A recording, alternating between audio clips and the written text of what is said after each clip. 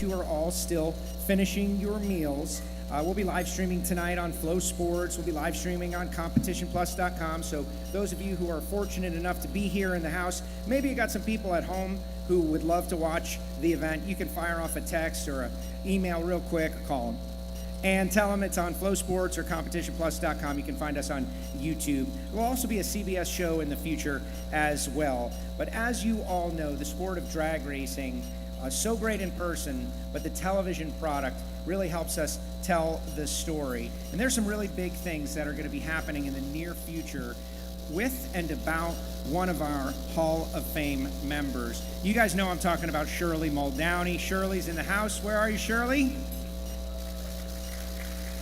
There she is. Hi, Shirley. I know you're excited, and I'm excited as well. And we have got a great opportunity. So I'd like to call Cindy Sissom up. Cindy from Women in Motorsport, please join us on the stage. You guys are going to get to experience something that we've been waiting for a long, long time. And we're going to have a very special moment right here before we get started. While Cindy makes her way to the stage, we're going to have a great auction here tonight, guys. And all the money is going to go to the International Drag Racing Hall of Fame and the Museum of Drag Racing. We got some great toolboxes, great artwork. So get ready. But now, Cindy, please join me on stage. We've got everybody warmed up. This is a tremendous moment. I know you have put a lot of work into what you're about to reveal to the audience. Please, the stage is yours. Thank you. What an honor to be here tonight. Don. Hi, Don. Don Garlits. Don, I'm calling you Bud. You are a blessing and a gem. And I also want to thank Chuck Capel, wherever Chuck is. If you haven't met this guy, he is a worker bee, and what a blessing Don has to have work. That guy right there, yep, that's him. Let's give Chuck a big hand for tonight. He's so humble and just a really great friend to have worked with. So, as Joe said, my name is Cindy Sisson. I am the executive director of a foundation called Women in Motorsports North America. And we're a nonprofit dedicated to advocating for women in motorsports. Woo!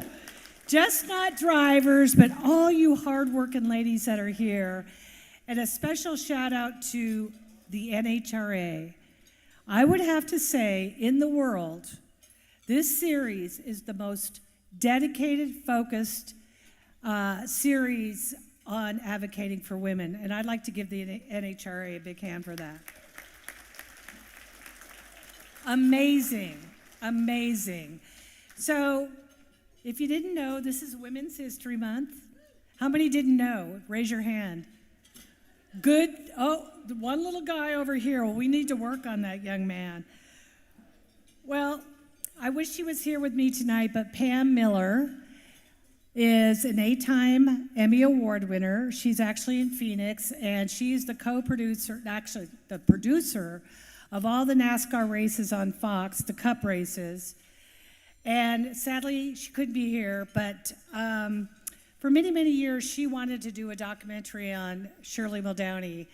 And she finally convinced the powers to be at Fox, and then the NHRA. And 3 years in the making, all over the country, we have been working hard to tell Shirley's story. Don's getting his salad dressing real quick here. So right after COVID, Pam and I had got together. We'd been friends forever. We started a series on Fox called Left Behind. And it was about amazing women racers who, well, were left behind. Have anybody here ever heard of Betty Skelton? Raise your hand. Oh, sad. Anybody heard of Paula Murphy? Raise your hand. Amen. So Paula was the first woman to get an NHR license, and sadly she passed this year. But it was such an honor to work on her documentary. So I'm proud to announce tonight that with Shirley, tomorrow we're having her world premiere. You would be the first people in the world to see it right here in this room. And there's tickets available. We'd love for you to join us, and you can go to womeninmotorsportsna.com. But what's going to be really special about tomorrow night is her dear friend Don Garlits, who's still eating that salad, and Amanda Busick. Amanda, raise your hands. We'll do a Q&A after the documentary. And then just minutes ago, I just heard that the premiere of Shirley will air March 20th on Fox Sports 1 at 7 o'clock. So for those who missed tomorrow night in person with Dawn and Shirley and Amanda, you can watch it on television. So lastly, I want to do a special thanks to those who were interviewed in the Shirley documentary. Shirley herself, Don Garlits, John Force, Angela Sampay, Bob Frey, Erica Enders, Steve Earwood, you were rocking it, dude, Stan Holt, Charles Pardal, which was Shirley's sponsor with Pioneer, Anthony Vestal, Rob Greger, and Dr. Terry Trammell. Thank you for your love and support and sharing your stories about Shirley. You guys are going to really, really, really, really love this. So, Shirley, come on up. Glenn Cromwell, president of the NHRA, where are you? Oh, he might be working. He's missing in action. Oh, excuse me. We're going to watch 4 minutes of the documentary, and then we'll call Shirley and Glenn up. Let's roll it. This is a teaser. They call it a teaser.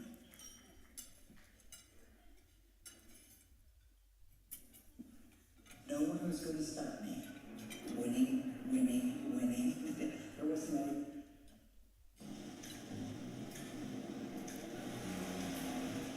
From day one, that fire was there. She had the killer instinct. All she wanted was a shot to do it. It was personal. No one was going to stop me. Winning, winning, winning. There wasn't anything else I wanted to do. Shirley Muldowney, the first woman ever to be licensed to drive a top-fuel register. She was a rock star. She won the world championship 3 times. The most successful U.S. drug driver ever. I wouldn't trade those years for anything. Shirley Muldowney was Shirley Muldowney. She didn't have anybody on her side. She did put up with an awful lot. I mean, from spectators, competitors, sanctioned bodies. Shirley Muldowney becomes the first woman in history to win top fuel eliminator. They hated me here. The competition. She had fans that would come up and spit in her face. Can you imagine that nowadays? They used to throw soda cans at me with soda in them. This was the only woman competing against all men. Winning sets it all. And boy, did they have it coming.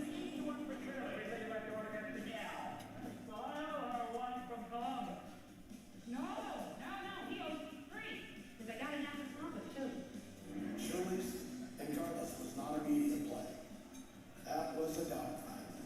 She liked to beat me more than anybody else. It was a true rivalry. He hated me, I hated him. We had some violent words at times at these races. I watched her go nose to nose with Don Garlits. Like 2 men at it. She was afraid of nobody. Getting beat by a woman. This is Big Daddy Don Garlits. There's a girl in here. The last time we raced, I outran her. And that's the only race we count. When she started counting him, that's when she really exploded onto the scene. Would you welcome please Shirley Muldowney?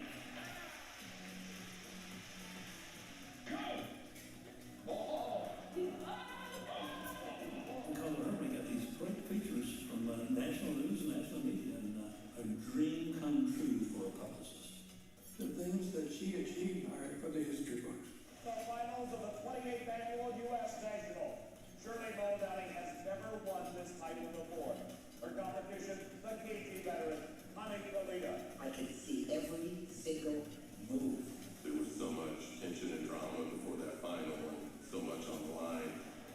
A great start for both cars, and Kalitta drifts away out of the center of the track, and Shirley Muldowney goes straight ahead for the win. It was such a classic race.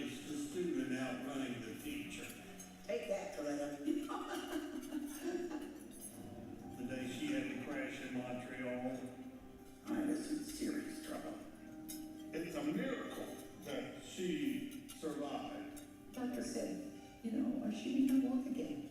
I wasn't hearing that. That's what impressed me. Nothing was going to stop. It was just a question of when could she go to do what she wanted to do. The entire industry said she would never race again. She fooled them all. She come back and raced. She won races again. I knew I could drive a race car. Shirley, it's been lonely in the winter circle without you. Yeah, it has. You can't compare Shirley to anybody. She's not just a woman who drove a race car. She's a race car driver who's a woman. What she started has continued. All of the things now that promote women in motorsports, Shirley's did all that by herself. Shirley Muldowney is the greatest woman race car driver that ever lived and maybe ever will live. There'll never be another Shirley. For the sport's sake, I'm glad it was me. You know, I was there and I wasn't going anywhere. And I was going to get what I was after.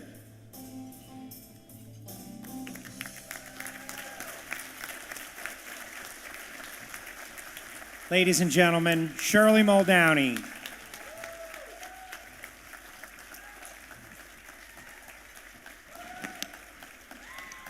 It's pretty exciting. I can't wait to see the rest of it. Actually, I want to thank, my whole family is here, what I have left. And they came up from New York, or down from New York. All of them, just to be here. It's their first time. And they're going to go out and enjoy the race that I won 2 times. I just had to get that in. You know, it's a nice one to win, let me tell you. And it's one of my favorites. So I'm happy to be here in Gainesville.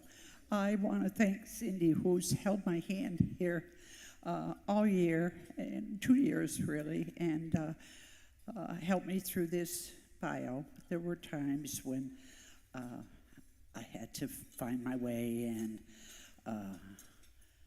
remember a lot that I hoped I would not remember, but all of it was, it made up a career, and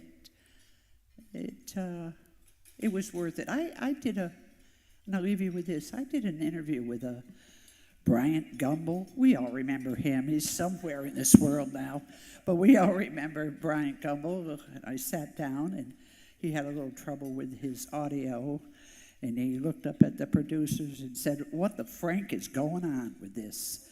And I looked over at me and went, "Movie? Why a movie?" And I said, "I did it for love." And I wasn't lying to him. Enjoy your evening. Thank you. One moment, please. The president of the National Hot Rod Association, Mr. Glenn Cromwell, is here. And Glenn, please come to the stage.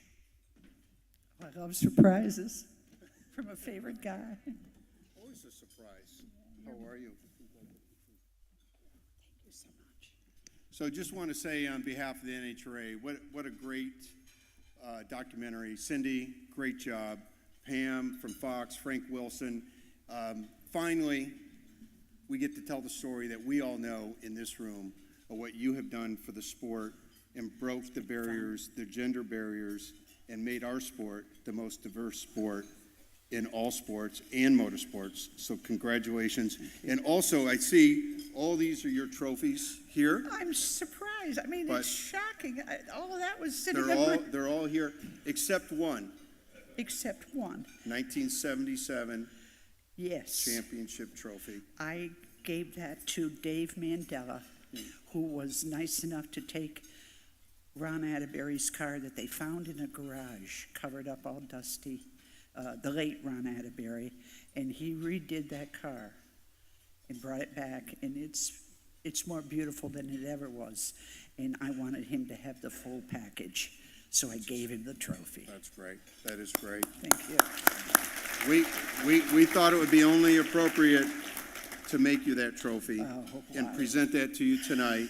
And I also thought it was only appropriate for Steve Gibbs, who was the director of competition in 1977, to come up on stage with the trophy and present it to you with me. Thank you. Oh, wow. Oh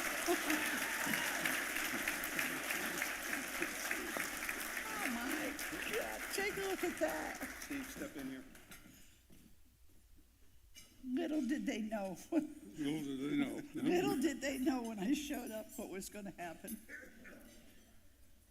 Congratulations. Thank you. Have a great night. Thank you very much. Thank you.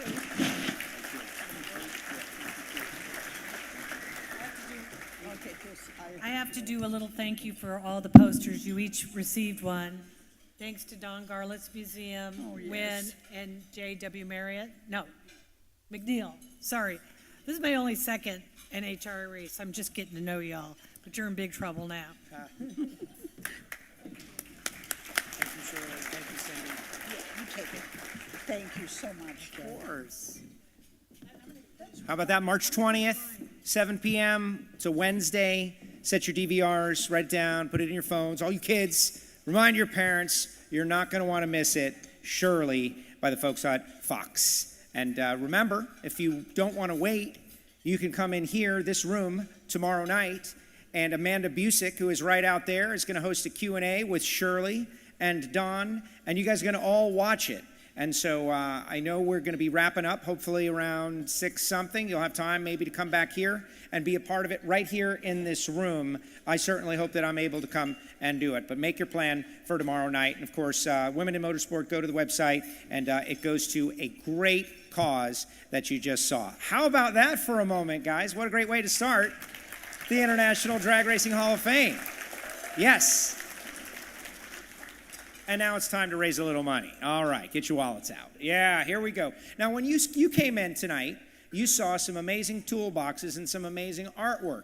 They are over there under our fantastic jib camera. We're sending our camera crew over there. But you guys all got to see, and you know that the proceeds of this live auction that I'm about to host right now are going to the 2025 International Drag Racing Hall of Fame Ceremony and the Museum of Drag Racing. Those toolboxes were presented by J.W. McNeil and Kim McNeil. Where are you guys? J.W., where are you?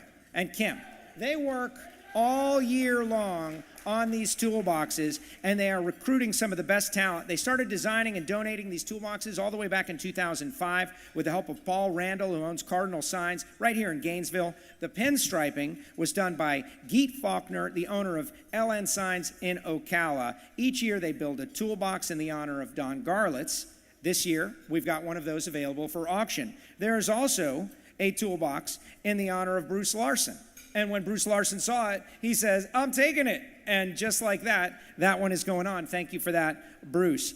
Pretty amazing. Last year was John Force. The year before was Shirley Muldowney. This year, we are excited to announce that everybody that has gone into the Hall of Fame this year, all of the Hall of Fame inductees are on the box. So we must give credit to Chuck, who is very famous right now, for helping with the pictures and the fact-checking, but all of our 2024 International Drag Racing Hall of Fame inductees are on the boxes. So we're going to auction them away. There is also a cooler. Last year, we did a cooler for the very first time. Everybody was stoked by the cooler. You have a poolside party. You got to load it with beer. It is amazing. It was donated by JW and Kim. Cooler is designed by Chuck. Pinstriping done by Luke Scallon, the owner of Scallon Artistry, located right here or down south in Ocala, Florida. And finally, there is some artwork. Chris Ellis. This guy worked paint and body just like so many of us out there. How many paint and body guys do we got out there started as drag racers? And you know that's very tough dealing with the insurance company. So he's going to become a fine artist. These are airbrushed on aluminum. It is amazing. If you get up close and personal, you're definitely going to love them. And so they'll look great in your house. The painting is of Don's 1967 first 6-second pass. So it is a historical painting. And after the pass, he shaved his beard. We remember that in Indy. In fact, NHRA on Fox's Brian Loans grew his beard to commemorate that moment years ago and never shaved it off. Maybe he needs to run 6 seconds. It's very cool. And there's a painting of Scott Kalitta in his first funny car run in Houston. You can note the detail of the Kalitta air machine in the background and Connie standing by the funny car. They are all over there. Normally we bring them on stage, but last year, if you were here, we had a catastrophe, and one of the toolboxes rolled off the back of the stage. So we said, let's not do that anymore. We'll put them on over there. Chuck, wave your arms. Ladies and gentlemen, that's Chuck over there. We're going to start off with the cooler. We decided that the cooler is a great way to get everybody warmed up and get fired up to bring something home that is going to commemorate the 2024 International Drag Racing Hall of Fame. Who's ready out there? Donna, you're doing a great job, but we need more energy.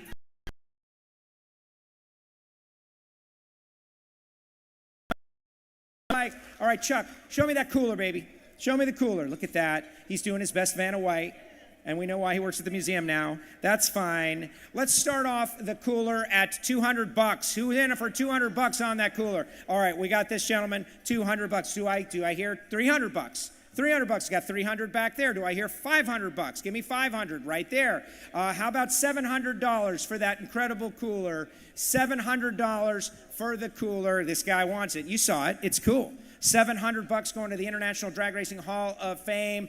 900. Your hands up. I'm saying 900. $900. 1,000. Do I have 1,000? We got 1,000 right there. 1,200. Do I have 1,200? This guy's in for 1,200. We're raising money here, folks. This is what's up. Do I have 1,300? 12.5. That's a small increment. 12.5. 12.5 it is. All right, let's go. Do I have 1,500? Who's in for 1,500? Last year it went for $1,800, folks. This year is like nicer. Do I have $1,300? 1,300, way back there. I need a big arm wave, sir, but I got you. 1,300. 14. Do we see 14? Get in for 14, guys. Who's in for 14? I got $1,300 going once. I got $1,300 going twice. So I got 1,400. Anyone 1,400? $1,300, that gentleman back there. That's it, we're moving.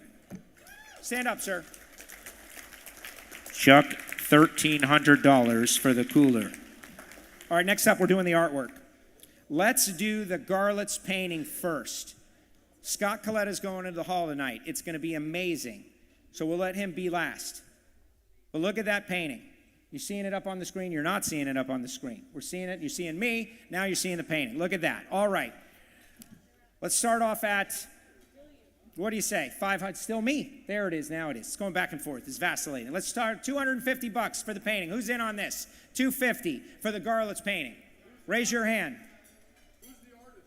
The artist is Chris Ellis of Chris Ellis Signs and Custom Painting. My apologies if we did not get there, sir. He's got a whole display out here just by the Hawthorne room, and there are prints available, but not these. So you definitely want to get in. All right, $250 for the Garlits artwork. Who's in for $250? Who's in for $250? Thank you very much, Brian Karate. Saving the day. How about $300? $300 for the Garlits artwork. I don't see it, Chuck. I see you pointing. We got $300 down south right here. $300. Do I have $350? Do I have $350 for the Garlits sign? I don't see it, Chuck. I got bright light in my face. Sir, stand up. Wave your arms. $350. Who's in? $350. Yeah. All right, right in front of me. Oh, okay, I got you now. Yeah, tough to see you. That's fine. All right, we got $350 right there. $400. We in on $400. Who can do better than $350? Raising money for Garlits Hall of Fame. $400. We got $350 going once. We got $400. Smart move, sir. It's beautiful artwork. $500. We're going up big. We're going at $500. Do we have $550? $550. Who wants to get in on it? $500 going once. $500 going twice. Chris Ellis. Yeah, $550. You want to go to $6. That's the way to do it, brother. $600. How about $7? Can we go up by $100? Let's get this thing going. $700. Your race room, your artwork, your trailer. $7. We got $700 back in. Now it's a fight. Do we have $750? Do we have $8? Do we have $750? Who's in on $750? Sir, you can't let him take it from you. All right, we got $750. Do we have $8? He's checking with the wife. That's the smart play. That's the smart play. It's only $50 we're talking about. You might as well make it interesting. Are you in for $8? $750 going once? $800. That's how pressure works, folks. This is a pressure campaign, and we're working it. Okay, $850. We have $850. It's ratcheting it up. $850. This guy's not playing around. Do we have $9? $900. I hear it, but I don't see it. I need $900. Who's in on it? We got $850 going once. We got $850 going twice. Sold to that man over there. Stand up. Stand up. $850. We're raising money for the International Drag Racing Hall. $850, Chuck. It's over there. Now, Chuck and I last year, we were like, how much did they This year, we're not going to make that mistake again. All right, now we're doing the other one. Scott Kalitta's first funny car run at Houston. Kalitta Air 747 in the background. Conrad in the painting. Look at that thing. Is it up on this? Look at that. It is amazing. It's on metal. It's airbrushed. It's incredible. You know, Scott Kalitta, guys, let's start it off at $500. Who's in? $500. Scott Kalitta, thank you very much. Jimmo, smart move. Do I have 600? 6. Do I have 7? I have a feeling it's going to go from this side. I just got this feeling, right? We got 7. Do I have 8? Is someone ready to go up to $1,000? Let's go to 1,000. Let's make a big move. Thank you, sir. $1,000. How about 1,100? Who's going to keep it going? 1,100. Scott Kalitta, one-of-a-kind artwork. Jimmo, smart move. How about 1,200? Let's keep going. 1,200. This side of the room, you going to let them beat you down? Somebody get in on this. $1,200. Scott Kalitta, first funny car run. Chris Ellis, custom signs. We got 1,100. Do we have $1,200? Who's in? 1,200. 1,100 going once. 1,100 going twice. $1,200, Rick Fisher. He's not going to let it go that cheap. Rick Fisher. 1,300. Get it back, Jimmo. Come on, you can't let Fisher do that to you. 1,300. I like it. I like it. Rick, 1,400. You in on it? Yeah, look at him. This is Alpha Dogs now. This has nothing to do with raising money. What'd you say? It's at 1,300. $2,000. That's the right play.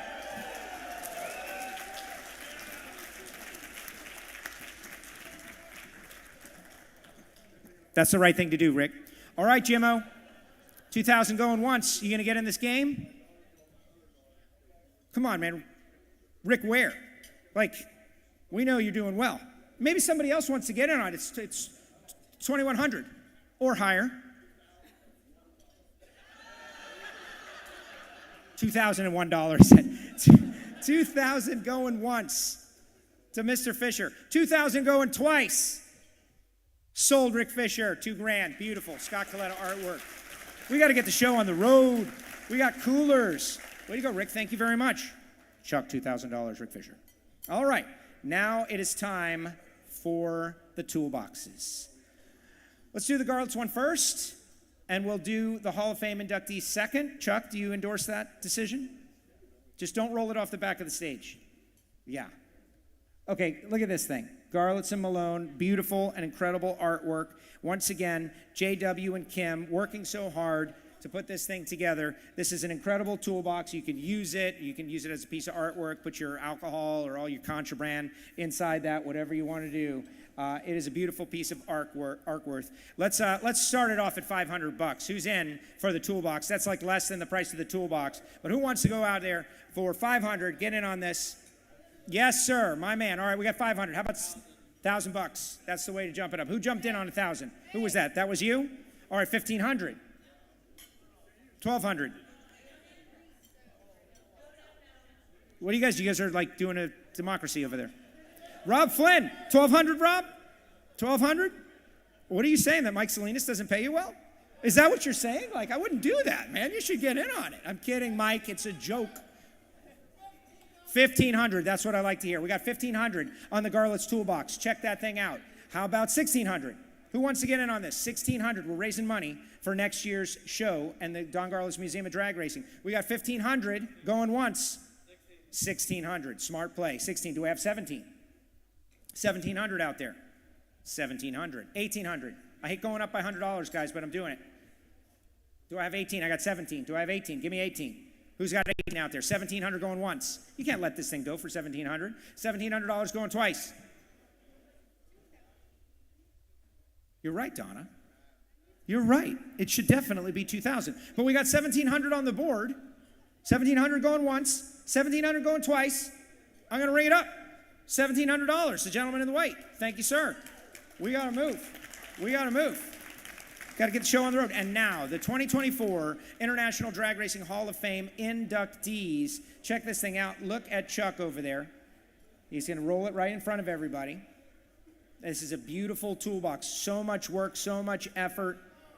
Pete Faulkner, LN Signs, located in Ocala. Same deal. We're going to start it off at $500. But look at that. Bill Holland, former national dragster, at $500. This guy's getting in on it. He wants to get the show on the road. All right. 700. I like where your head's at. I like your hair. All right, 700. Do I have 1,000? Give me get 1,000. $1,000. 2,000? Nice, that's how it goes. We got $2,000 on the board. We have $3,000 on the board. Now we're moving. The alcohol is working. $3,000. Can we get 3,500? Can we get 3,500? Give me 3,500 out there. You know you want in. 3,500. We got 3,000 going once. 3,000 going. 3,500. Smart play. You got 4,000. That's Tricky Rickie Smith under that hat. Says $4,000. And you know Tricky Rickie is on the toolbox. And you also know that thing's going to have real tools in it if Rickie buys it. It's going to be a real working toolbox. All right, we got $4,000, Rickie. You're in for 4. Do we have 4,500? Rickie Smith, 4,000 going once. Rickie Smith, 4,000 going twice. Yes. Are you 4,500? 4,500? That's Matt Smith. We got $5,000 right here. Oh, we got a little cluster right now. $5,000. You're at 5, he's at 5. You're at 55. Matt Smith, 5,500. Rickie, you want back in? $6,000. The number 6. We're going up at 5. He's at 5,500. Are you good for 6? $6,000. Matt, $6,000. This gentleman right here, he wants a toolbox with your dad's mug on it. $6,000. This is a once-in-a-lifetime experience. 6,000 going once. 6,500. Sir? Matt Smith wants his dad's toolbox. Can you go 7? This is for the International Drag Racing Hall of Fame. It's for the best possible charity. $7,000. This gentleman's in for 7,000. Anybody out there? You guys can play too. It's 7, right? He's in for 7. That's $7,500, Matt. Can you do it? He's jumping up to $8,000. Sir? $10,000. Can you do 10.5, Matt Smith? Can you do 11, Matt Smith? Can you wow us, Matt Smith? This guy wants $10,000. What's the number? 10.5? 10.5. He's going up by $500 increments. This is where you put him away, sir. What's the number? Can you do 11? 11,000. He's got it for 10.5. You can do 11. This guy's doing 11. We're inching up. You got to go 11.5. $11,000 going once. $11,000. 11.5. You said it so softly. Can you go 12? He's got it at 11.5. You're going 12. He's going 12. We got this eye contact thing going, right? We're inching on up there. This is a once-in-a-lifetime Hall of Fame, the first time ever. JW, first time ever of all the Hall of Fame inductees, as far as I understand it. All right? He's got 12 on the board. I don't know what that means. $15,000. All right. Sir, 15, 16, 15.5. Can you do 15.5? 15.5. We got him. Nobody else wants to be a part of this. 15.5. Yeah, now you're in trouble. Matt just talked to Angie. What's the number, Matt? He's got it for 15. 16. Sir, 16. 16,000 going once. 16,000 going twice. Last chance. Sold. Matt Smith. $16,000.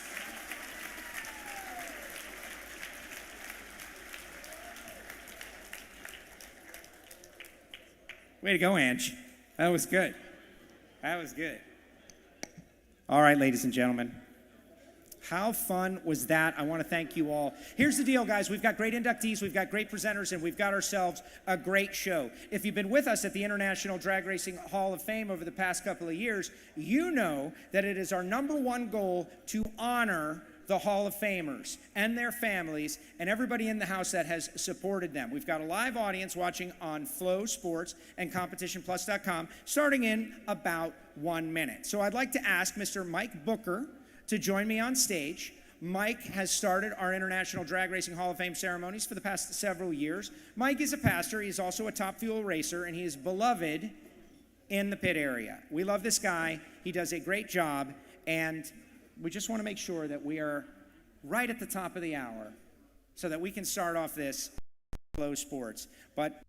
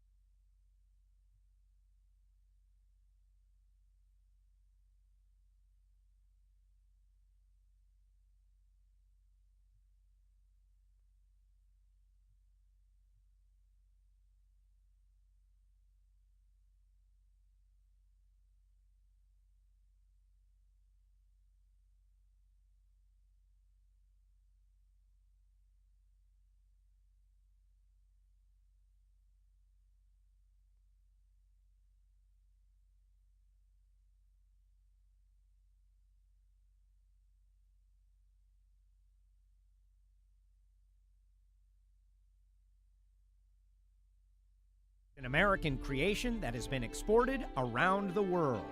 A race of acceleration that puts the men and women who compete to the ultimate test. And when one of those competitors leaves their mark on the sport and truly achieves greatness, the Hall of Fame awaits. This is the 2024 International Drag Racing Hall of Fame Induction Ceremony.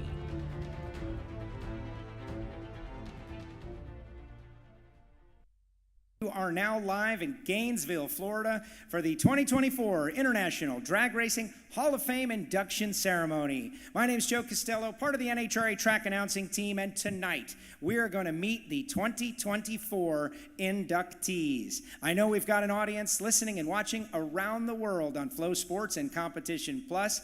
You are locked in to the world's greatest drag racers. We're going to induct them into drag racing immortality, and it all happens because of one of the greatest legends in all of motorsport and perhaps all of sport in general. We're talking about Don Garlits, our host.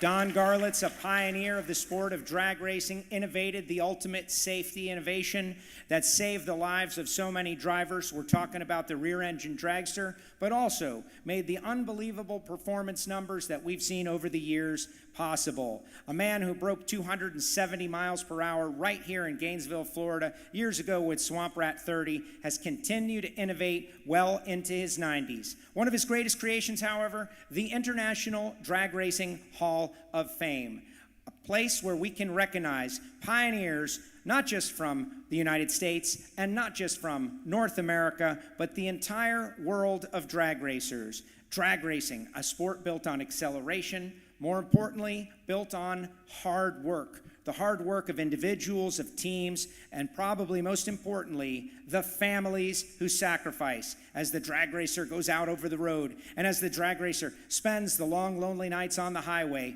chasing speed, chasing glory, and hopefully chasing a little money along the way. Ladies and gentlemen, we aim to have a good time tonight, to have fun, and honor the folks that came before us as we get ready for the Amalie Motor Oil NHRA Gator Nationals. But what we need is some big energy from you folks, so let me know, how's everybody doing out there tonight?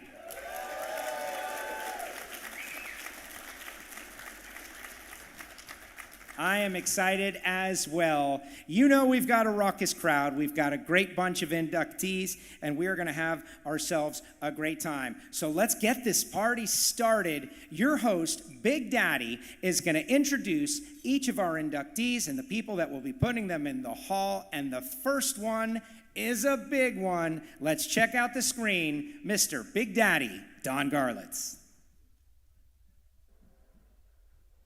In 1962, when Scott Kalitta was a little kid playing around this car, like my little girls were playing around me at Swamp Rat 4, little did anybody realize what a wonderful racer he would turn into. And this was the car that Connie came over and said, "Don, would you drive my car? I want to hear how it sounds." I jumped in this car and set the world record, and that's where the Big Daddy name came from. But Scott Kalitta was just a little tyke, and who would ever believe that he would have turned into the championship racer that he did? He became one of the fastest guys in dragsters and funny cars. He could do just about anything. He had a heart of gold. He was one of the nicest guys I ever met, so quiet and unassuming. He wasn't quite the big mean guy that Connie was. And here's a good picture that just about emphasizes what Connie was back in those days. That is a perfect look for Connie Kalitta. And that's what when he came over and asked me to drive his car in '62. Presenting Scott Kalitta is Nikki Bonafonte.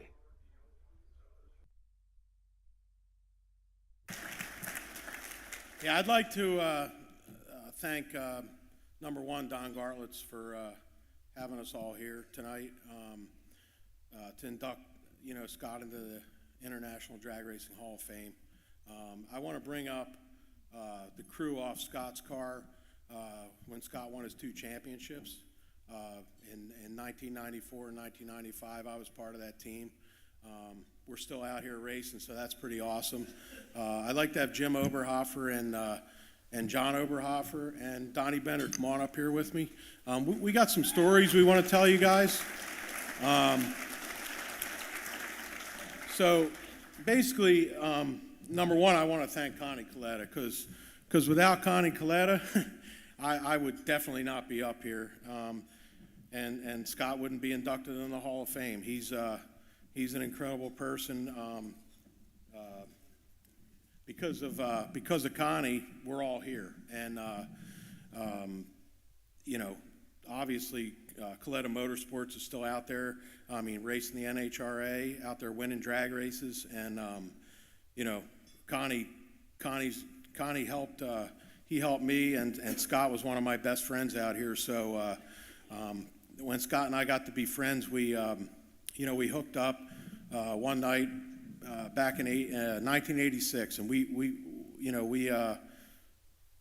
I don't know, somehow we bonded, and I wound up working for him for a lot of years, and to be part of his championships teams and watch him grow as a person, and be a family man, raise his two sons, Colin, Corey. I mean, those guys are great, and obviously they're part of Connie's business.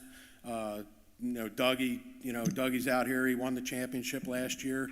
Outstanding year. So, the Kalitta family is obviously drag racing, and to be able to have Scott inducted into this Hall of Fame, it finally happened. And for all of us, it means a lot. I mean, I can't even begin to tell you what it means to Jimmo and Jono and Donnie. So, basically, I definitely want to, talk about, Scott and Connie, how they took care of our people. Like Connie was like a dad to me, and he was like a dad to all of us, and Scott was like our brother. So we were like a big family, and when Scott called all of us and he said, "Hey guys," he said, "the old man, he hired Dicko." And we're like, "What? What'd he do?" He says, "Yeah, he hired Dick LaHaye, and we're going to go race for the championship." And we're like, really? Like, haven't we been through this before? Like, didn't we hire Frank Bradley and that lasted like 2 weeks or something? Like, so like we all left jobs that we were at because we weren't sure we were going to race. And to make a long story short, we came back to Kalitta Motorsports because we were a family, and we were part of Scott's family. And that's why these guys are standing behind me, because we're all part of the Kalitta family. Whether we work there or we don't now, we love Connie Kalitta, we love Scott Kalitta, we love Doug Kalitta, and we're part of the Kalitta family. And with that, like, what I'd like to do is tell some stories. So we got like a quick bunch of stories, because Joe said we only got 12 minutes. So to me that means like 22 or something. So first I'd like to have Jimmo. Jimmo's got a real good story. I'd like to have him come up here and tell a story about Scott. And then Jono, Donnie, and myself, we all have stories, but I think you guys will enjoy this, and it's drag racing, and it's about the Kalitta family. So there you go.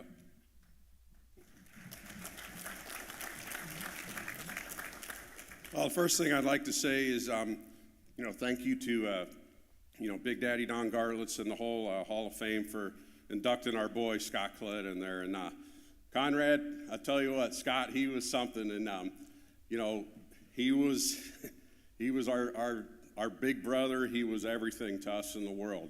And one of the funny things, I want to talk a little bit about Scott's competitiveness. He was such a competitive person, and we used to joke, man, if you played tiddlywinks with Scott Kalitta, he was going to draw blood on you somehow, some way.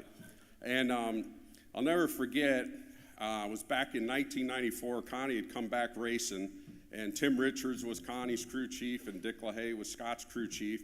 And my wife, my late wife, Tammy O, she was the PR person. And what they used to do back then with the old hero cards, it was always about getting a picture of Connie and Scott running side by side. And that was a challenge in itself to try to get them to run side by side. So somehow in Houston it worked out because Timmy and Dicko, they're like, this is when we're running, and if we end up side by side, that's the way it is. So anyway, we go up and we make this run during qualifying, and they make this run. Well, Connie happens to tattoo Scott on the starting line. So the picture that they had, and my wife has this picture of Connie and Scott racing, and Scott's in the right-hand lane, Connie's in the left-hand lane. Boom, Connie's out there.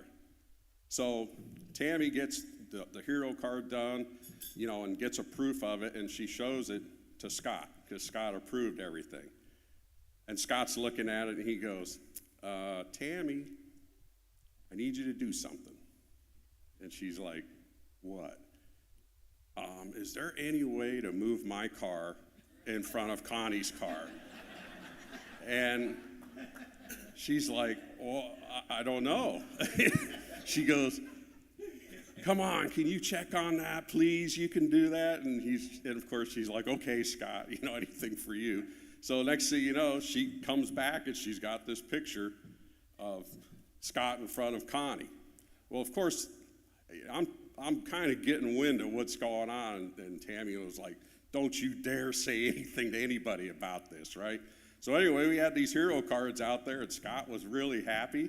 He was out in front of his dad because anytime he raced his dad, it was like competitive as hell. And so we never said anything about these pictures, and years later, I told Connie that story. I don't know if he remembers it or not, but you know, he got a good laugh out of it. And then talking about Scott's, you know, competitiveness, when he raced his cousin Dougie, he was on it. Now, Scott was, in my opinion, one of the greatest drivers ever, in my opinion. He was the baddest dude there was. And he always cut good lights, always this. But boy, when he raced his cousin Dougie, he was up on it. And he would go out there, and he would always tend to leave on Dougie. Dougie could go out and have a 039 light. Scott would have an 029 light. So I'm catching on to this real quick, you know, as I'm Scott's crew chief back in the mid-2000s, and we would get the ladder sheets. And the ladder sheet came, and it showed that, you know, we would race whoever, right? And so I would always take whoever we were racing, and I'd white it out, and I'd put Doug Kalitta. And Scott would come in, he goes, who are we racing? And I go, Doug. And he goes, no, we're not. And I go, yeah, we are. We're racing Doug. No, we're not racing Doug. And I go, no, we are racing Doug. And so this went on, and he goes, why are you doing this? And I said, because every time you race Dougie, you have like the most unbelievable lights I've ever seen in my life. So that's I wanted to share a little bit about that, about Scott's competitiveness, because he definitely was a competitive person. So thank you.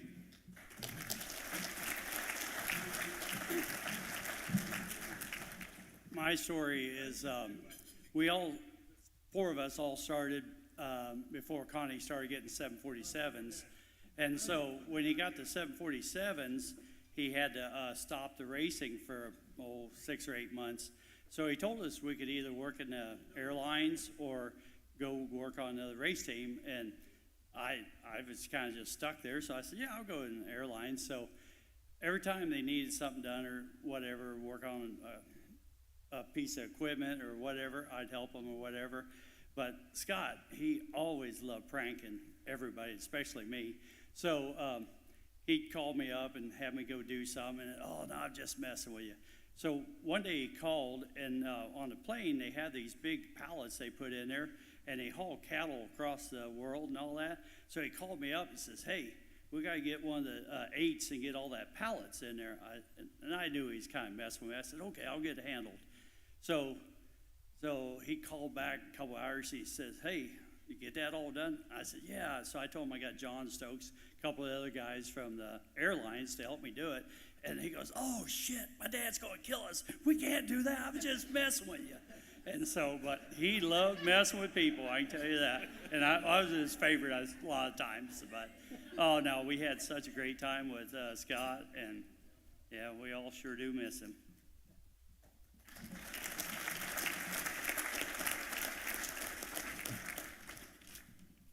I got some talking points.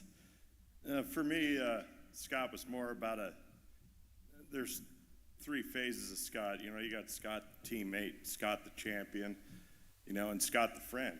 You know, Scott the friend for me signed my marriage license for me.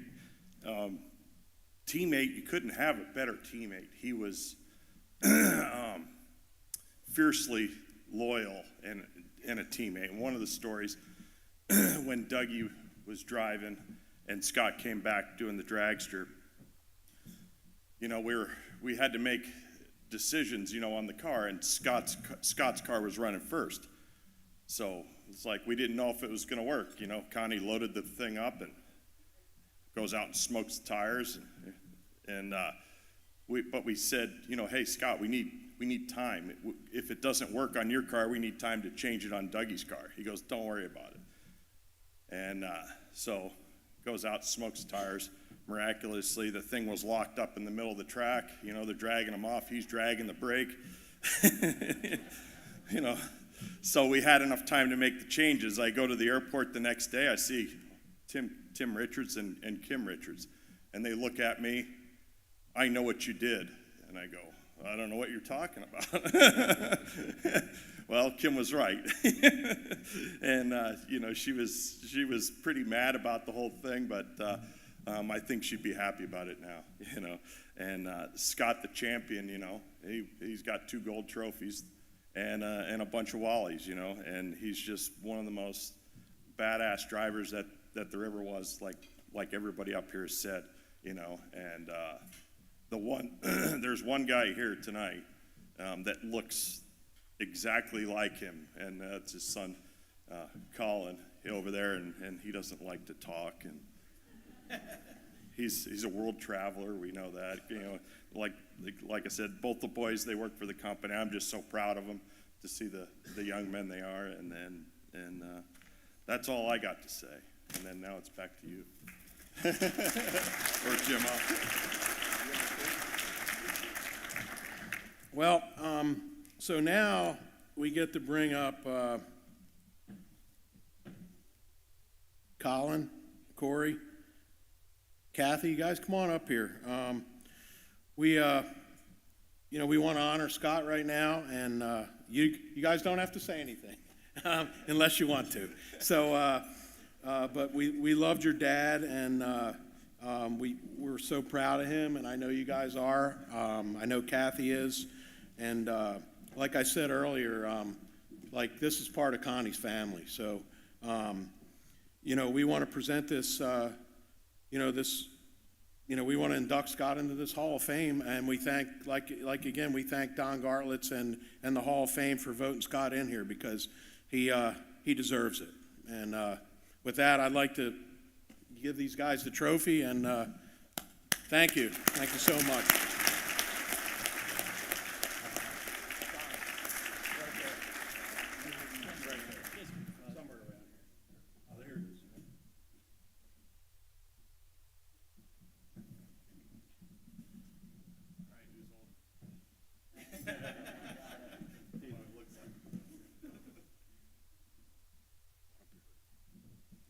Just like to say, on behalf of the Kalitta family, Kalitta Motorsports, thank you to Don Garlits for this tremendous honor. I know my dad would be extremely proud and honored to be a Hall of Fame inductee. Thank you.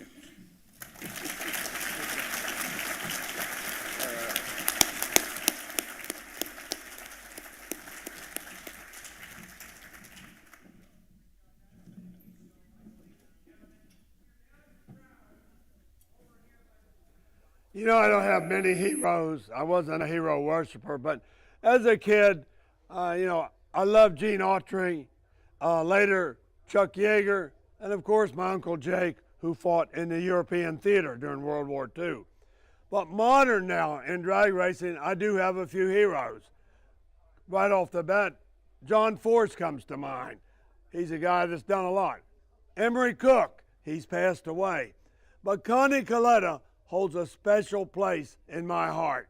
He is one of the true heroes in drag racing. He is absolutely a fearless daredevil. And tonight, the Hall of Fame wants to give him a Lifetime Achievement Award for his years and years of service to drag racing. When he was 17 years old, his heart was in drag racing.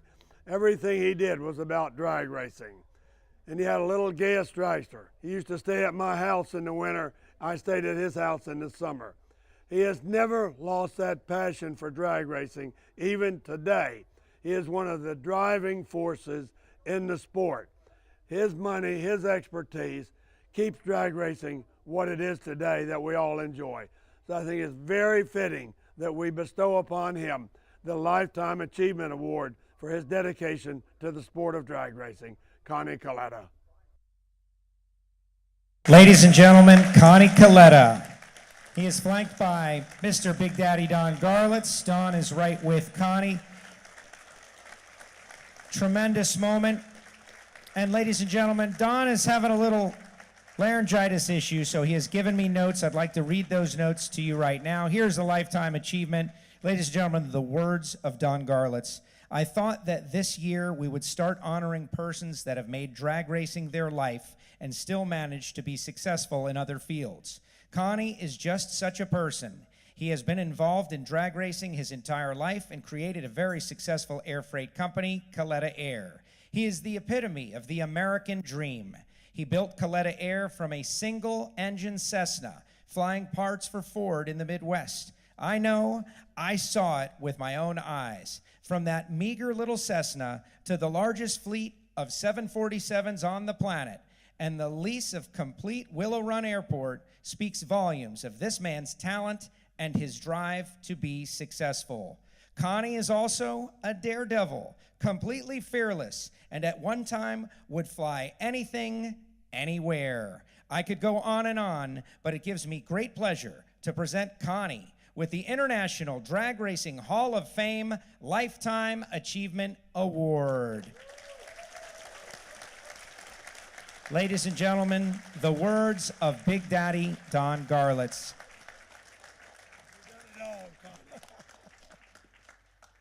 We're here with the championship team owner, the Lifetime Achievement Award winner. Connie, what do you think of all of this? It's awesome, and it brings tears. To be able to be here with Garlits, I know you guys spent time together recently, and you guys made the sport what it is. I think on behalf of everyone here, thank you. You're welcome. We appreciate it, both him and I. More to come from the International Drag Racing Hall of Fame. Coming up next, 2024 inductee Gary Sutton, and we'll reveal the Pat Garlits Memorial Award winners. Right now, we'd like to take a moment to thank some of the sponsors who have been with the International Drag Racing Hall of Fame, including Summit Racing Equipment for over 20 years, National Parts Depot since 2004, and the Drag Racing Association of Women. Thank you for your support of the International Drag Racing Hall of Fame. AMSOIL runs on freedom and has since 1972. We changed the industry by formulating the first API-qualified 100% synthetic motor oil. The rest of the market has been trying to follow our lead ever since. But a head start is a head start. We punish our products firsthand in our world-class laboratories and beyond. Because some things can't be learned from a test tube. Run with us. Think of any repair where you need to have both hands free and have a work light inches from what you need to see. Well, now you can have awesome targeted illumination with Goose Grip work lights. Goose Grip lights allows you to work hands-free and stress-free with this thin and flexible design. With these work lights in your arsenal of equipment, you will eliminate light frustration that mechanics experience every day. That's Goose Grip Innovative Lights. Welcome back to the International Drag Racing Hall of Fame.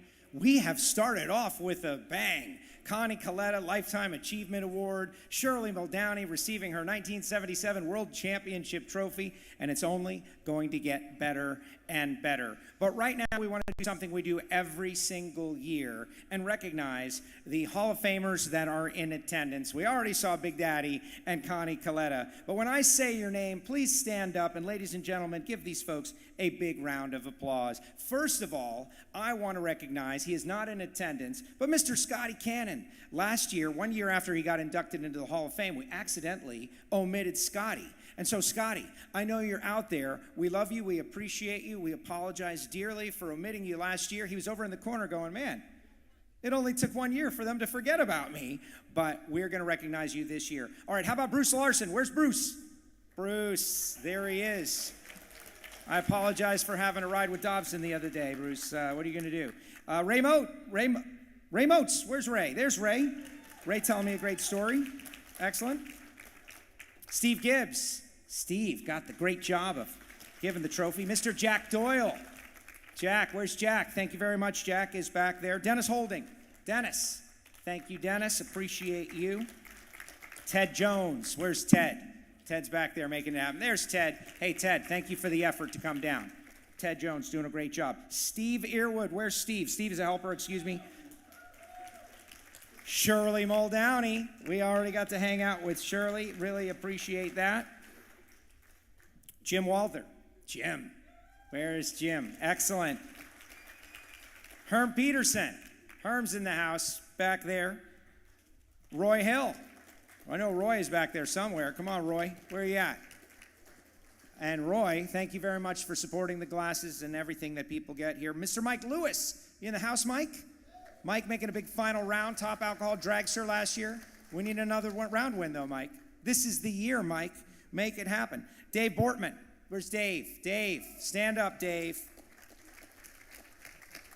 And I don't know if John is in the house. John Force, you here? Way to go, Force. Thank you very much. And I do want to recognize a couple of Founders Award winners. Steve Earwood, Dave Densmore, of course, really appreciate you guys. And Pat Garlits Award winners, Pat Baltus. Pat, where you at? Pat, thank you so much for all you have done over the years. Just a tremendous investment of your time and emotion in the sport of drag racing. All right, let's keep on trucking. Our next inductee, Mr. Big Daddy Don Garlits, is going to tell you who. Pat Garlits. Oh, the sweet thing. I miss her every day. Very fitting that she would have an award to give to deserving people in the sport who've done so much for drag racing, but, you know, didn't drive fuel dragsters, didn't run drag strips, the behind-the-scenes people. And Terry and Rosalee Noble is one of these people. These people have dedicated their lives to draw the organization that helps these racers that get into trouble and don't have any money. I don't have any idea how many millions of dollars they have gathered up for these people to make their lives a little better during these hard times. So it's very fitting tonight that the Pat Garlits Award go to these two lovely people. Here's Warren Evans to present their award.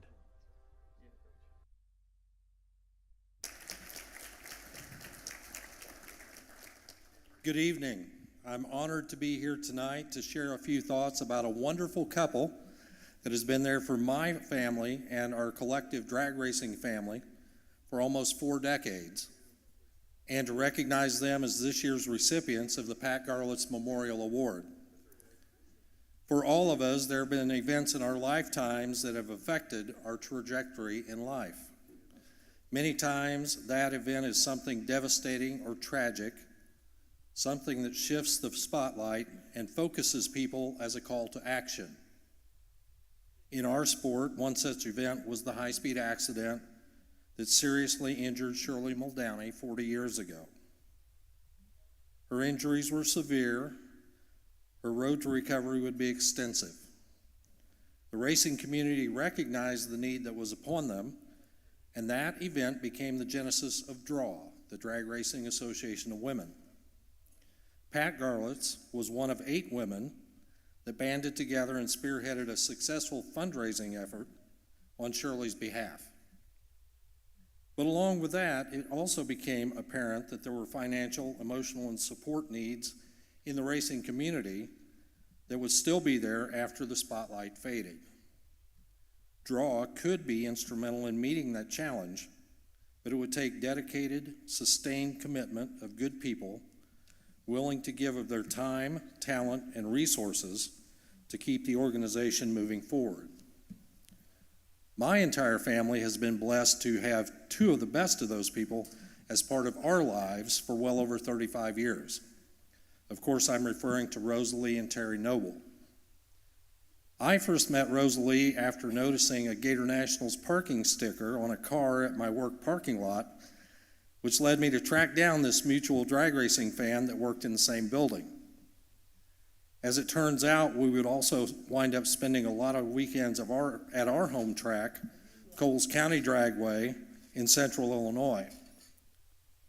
My mother, Minerva, would become friends with Rosalee, and over time, Mom would use her sewing skills to create teddy bears for Draw. They're named Ward. They have been hand-delivered to literally hundreds of injured racers across the country. A teddy bear may not seem like much, but if you're a racer, maybe in a hospital bed in some remote town, Ward Bear may be bring that comfort that you need to know that someone out there cares. Unfortunately, in 1997, our family would soon experience firsthand what it was like to be on the receiving end of that kindness, as my father, Ray Evans, was critically injured in his own high-speed accident at our home track. His severed spinal cord rendered him permanently paralyzed and quadriplegic. Our entire family's lives were changed forever, but one thing that was a constant throughout that change was the immediate comfort and compassion from Rosalee and Terry and Draw. They were the very first people to the hospital after the accident. They were there to support us whenever we needed it. 51 weeks in the hospital, all the way through Dad's final 3.5 years of his life. As I said in the beginning, a single event may draw the spotlight and call people to action. It takes good people with the right intentions to keep that dream moving forward once the spotlight fades. Rosalee and Terry have done more than their share in that service. As regular fixtures on the midway at NHRA national events, along with their behind-the-scenes work to raise money and awareness for the organization, even as the need may not be apparent and nobody's watching. Draw would not be where it is today without Rosalee and Terry and their fellow volunteers. Draw's motto is fast help for fast friends, but I'm here to suggest our community is better because of great help from even greater friends, Rosalee and Terry Noble, recipients of the Pat Garlits Memorial Award. As many of you know, Rosalee has had some health challenges and cannot be with us tonight, but we had the opportunity to put together a few remarks in advance. So here, in her own words, is my very good friend, Rosalee Noble. Needless to say, we were quite surprised when we received the phone call Labor Day weekend from Dawn saying that we were receiving the Pat Garlits Memorial Award. Pat was a special person to us because we worked very hard to keep the dream that she and Jerry Amato, Peggy Beck, Holly Beadle, Laurie Irwood, Etta Glidden, Diane Hedrick, Linda McCullough, Lynn Padrone, and Janie Oswald had 38 years ago. Now, when Shirley had her accident back in 1985, they thought it would be a good idea to do a fundraiser to help with her expenses. Well, that fundraiser was very successful, and they thought, well, if they're willing to help just one racer, would not the racing community be willing to help them all? And therefore, the vision of DRAW, the Drag Racing Association of Women, was born. Now, in 38 years, DRAW has provided over $5.5 million to 1,013 injured racers, drivers, and crew members. DRAW has always been close to our hearts. I got involved in draw the first time I ever went to a national event. Well, Terry's always went to the U.S. Nationals, and after I always graduated from high school, I decided that I wanted to go too. And so the first time I went, I ran onto this organization called Draw. And I went to their first meeting, and I was hooked. And so from then on, I would go to the races with Terry, and I'd hang out in the draw booth.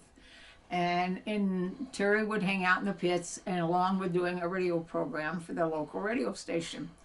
And so by then, Coles County had opened up again, and they were running bracket cars. And I thought, well, to get my racers out there interested and supportive, I needed to be a racer.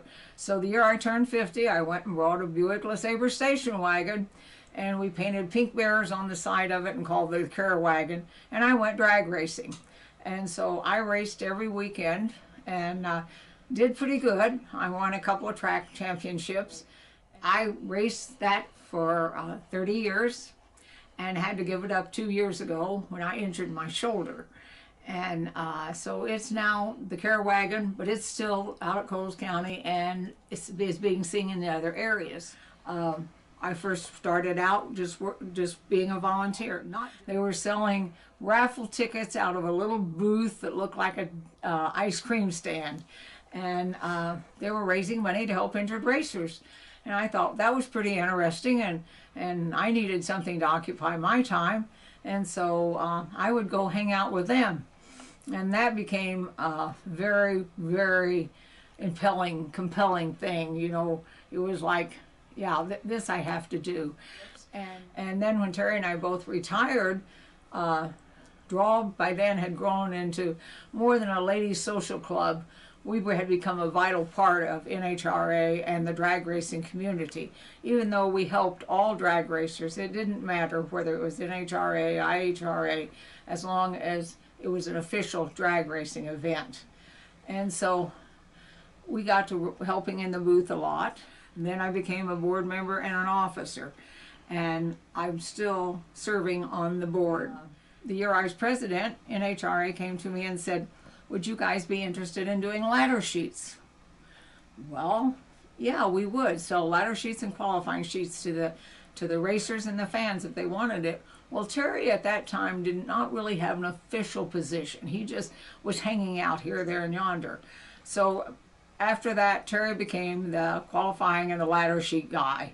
And so when we both retired, we started doing that full time. And so for a lot of years, we did every national event and became very well acquainted with a lot of the racers and fans. And I hate to say this is one thing that we're going to miss so much is because we won't be traveling for a while, because I had so much planned on being there this year. And, you know, as it happens, sometimes the spirit's willing, but the body isn't. Now, when they told us about this award, we were very thrilled, but then after thinking, I realized it wasn't just honoring our efforts to keep Draw alive, but it was honoring all the volunteers for the last 39 years that have kept this organization going strong, and hopefully it will continue to go strong in the future. And since 1985, we've helped 1,013 drivers, crew members, or their families, and have paid out over $5.5 million. I think that speaks well for the drag racing community as well as all the volunteers. And I just want to say thank you for your continued support of Draw. And we'll realize that 1,013 racers and families' lives have been made easier for what you've done over the years. And please continue to support the organization, and God bless.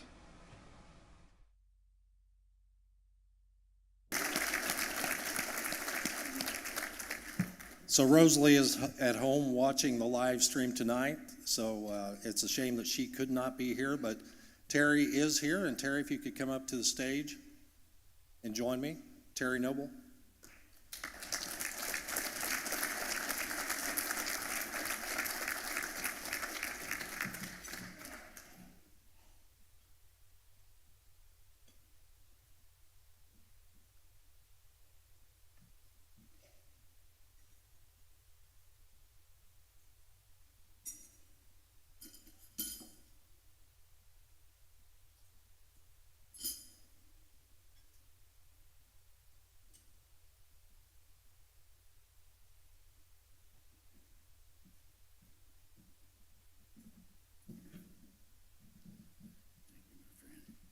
Terry, let me take a moment here to just read what's on this. On the award, the Pat Garlits Memorial Award to Rosalee and Terry Noble for your devotion and professionalism to drag racing, draw, and your many other contributions. So on behalf of the International Drag Racing Hall of Fame, it's my honor to present that to you and to Rosalee.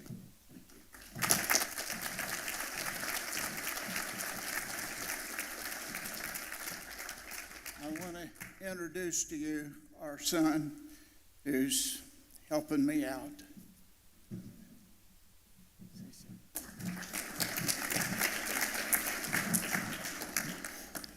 I'm Rick.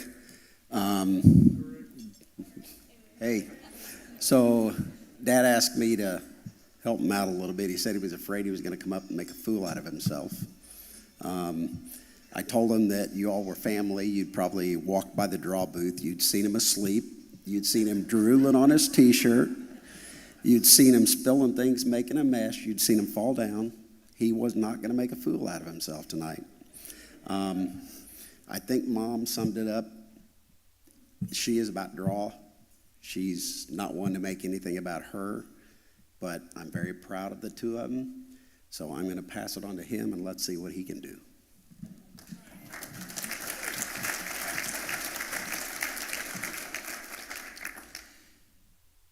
I've had a lot of jobs, but this is the hardest job I've ever had. This is a great honor, but it's also a sad time. She's worked so hard for this, and after many weeks in the hospital, many weeks in the nursing home, she kept saying, this tonight is what put her back home. She said she was going to go to Gainesville, but due to dialysis now, it couldn't be. But I think her determined is what brought her home a couple of weeks ago. Today, right now, she's sitting in the living room watching this on television. Teresa Tilford, who did the 50-50 for draw for many years, a lot of you have participated in it. She has made an open house at home, and a lot of our racers and friends are in the house watching this on television. And I want you to know, all you people out here have put us here. And I want to thank all of you. How did you put us here? Your support to draw.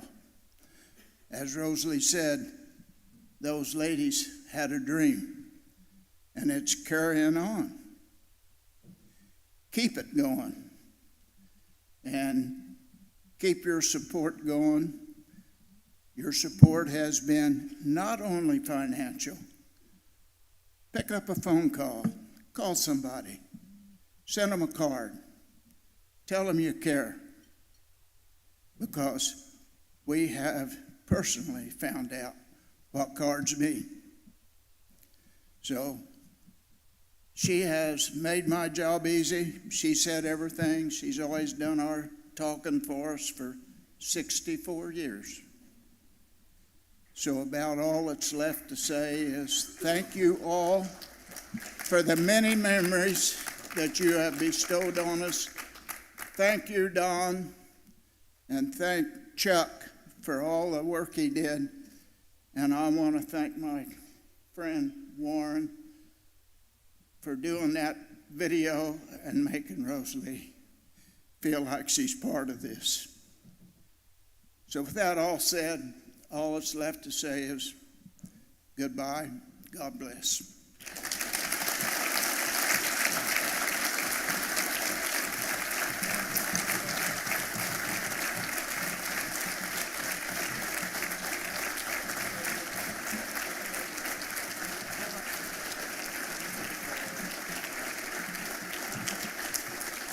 The Pat Garlits Memorial Award winner, Rosalee Noble. We see you out there. We're there with you.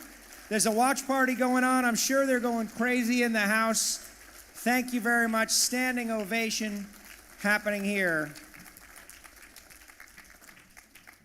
Thank you, Rosalee. Thank you for all you've done. And we appreciate what you've done, and you absolutely deserve to be in this International Drag Racing Hall of Fame. And Terry, you did a great job. Excellent, excellent work. Amazing moments going on here at the International Drag Racing Hall of Fame. And I'm sure all of you, when you walked in, you noticed some differences here in 2024. Of course, all of Shirley's, Wally's everywhere, and just a lot of great artwork, and the Jungle Gym car out in front, just amazing. But also the WINS logos. You think about all that WINS was a part of drag racing for so many years, and we are proud to have the folks at WINS as a sponsor of the International Drag Racing Hall of Fame beginning here in 2024. And now I'd like to welcome Antonio Sanchez Ortiz to the stage. Antonio, please come on up and address the crowd. We thank you so much for joining us and becoming a part of the International Drag Racing Hall of Fame. You think about all the classic machines that have gone down the drag strip, and in the early years, WINS was a huge part of it, and now to have that WINS logo back, it is just amazing. Antonio, thank you so much. Thank you, and first off, I want to start by congratulating all of tonight's inductees for all their contributions to motorsport, and more importantly, to the drag racing community. This year, WINS is celebrating our 85th anniversary since the launch of the product that started all friction proofing. As part of this milestone, we have been fortunate to rekindle our active presence in the drag racing community and foster a partnership with the Don Garlits Museum of Drag Racing to continue the amazing work they have been doing to preserve the history of the great sport, and we could not be more excited and proud. As our founders would say, the proof is in the performance, and tonight's inductees have proven themselves throughout their careers and long after. Tonight, their names are forever cemented in a sport that we all love. Congratulations, and keep on winning. Thank you.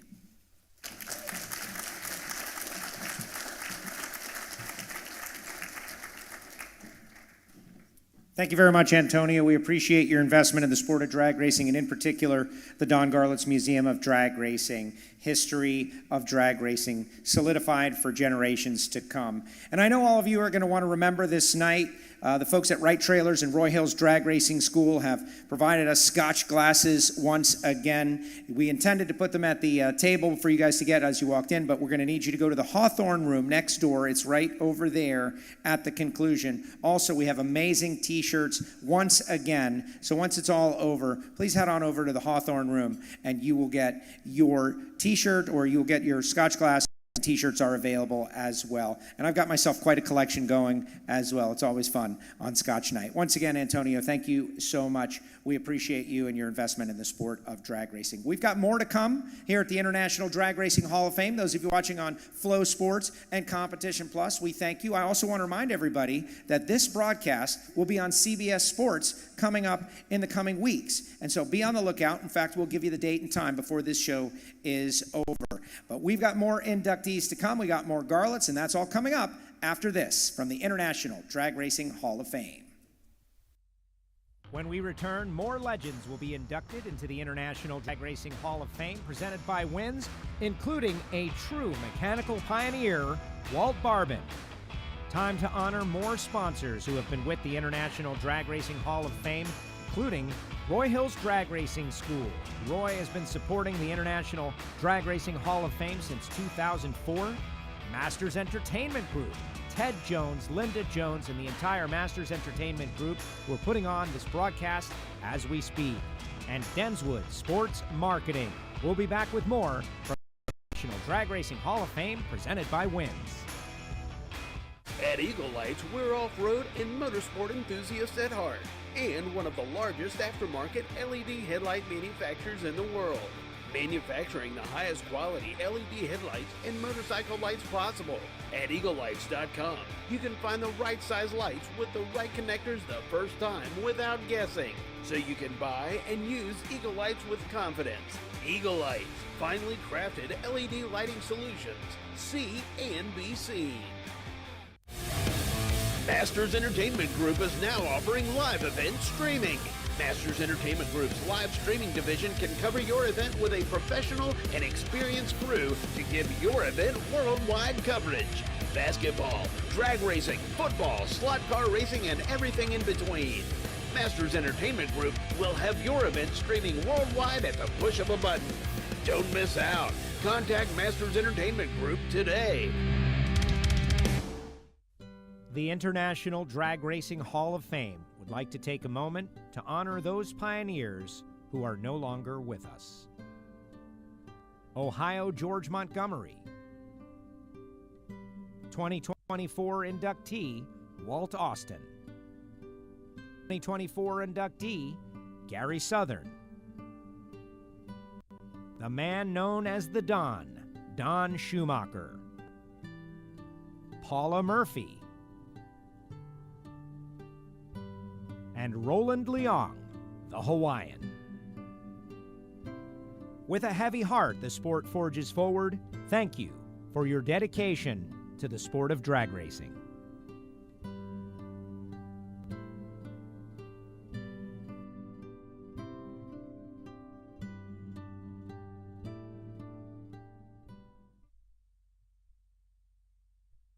I met Gary Southern the day that I was putting on this wing on Swamp Rat 3 at Bud's Muffler. He was just a kid. He showed up and he was helping me. He said, "What are you going to do, Big Daddy?" I said, "I'm going to go out to the Winter Nationals." He says, "Can I go with you?" He did. He was a nice kid. We won that race, and Gary Southern was hooked. He drove Top Fuel dragsters for years and years, and just recently retired. And I called him up on the phone. I said, "Gary, the selectors have put you in the Hall of Fame." He was so happy. 2 weeks later, he was dead. I tell you, it brings tears to my eyes, but at least he knew that they recognized his efforts and what he did for drag racing. Here's Chris and Mitch Southern to present the award.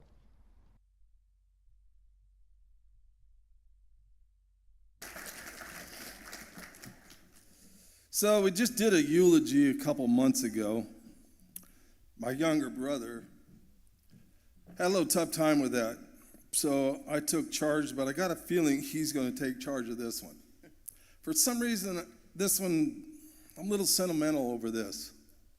But I'm only going to give a few minutes of stuff that were pretty interesting in my life. So I grew up at the track at 2 months old. My mother worked in the tower.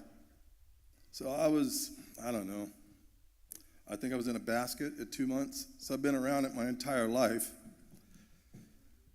Fortunately for me, my dad didn't put me into drag racing. He put me into other sports, thankfully. But I can tell you one thing. I'd like to thank my mom. She's watching right now. She couldn't make it tonight. And my sister, and I think her kids. Is some of yours there too? She has kids, yeah. You know, yours. Oh. Are yours all here? Never mind. Okay. They're at home watching, and the stuff that my dad accomplished, and Garlits said something a long time ago. He doesn't hear me. But he said there's heroes and there's legends. And I know for a fact that there are great baseball players that never won a World Series. So you don't have to be a world champion to be a great baseball player. Just ask Nolan Ryan. So one of the things I'd like to talk about is, got myself on a timer too.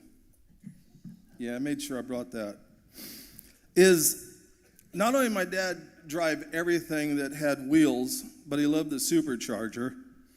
He had an opportunity, and I just confirmed this, by the way, with Mom, to drive an Indy car like Danny Ungaius did back in the day, because my dad used to race against Ungaius.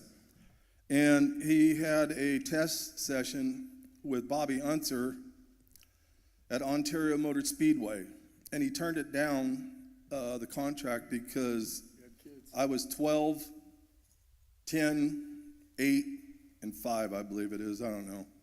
So I didn't want to, okay, I was close. So anyways, he didn't want to leave us behind because we were a young family. So he stuck with drag racing. Because it was so much safer at that time. Yeah, it was so much safer. One of the things I'd like to just say real quick is my dad, somebody stole all my information and put it in the magazine, but my dad was a double duty driver. For those who obviously know, you guys are all drag racers, so he drove an alcohol funny car and alcohol dragster in the same race. And I had to get on a motorcycle, be at the turnoff road, and he would come zooming down in the dragster, and as it was turning, the chutes weren't even completely dropped, and he was already climbing out of the car and it was moving, and he would jump on the motorcycle, and I don't know where the car was going, but the dragster would keep going, and we'd have to drive up to the top of the lane so he could get in the funny car because they're next. But that was some fun times, let me tell you. Oh, he did.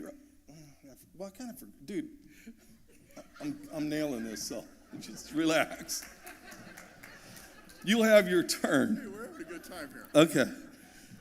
So I believe, well, Steve Gibbs could probably help me out, but I know it was the last front-engine top fuel car to ever qualify at the Winter Nationals, and I believe there was 26 cars.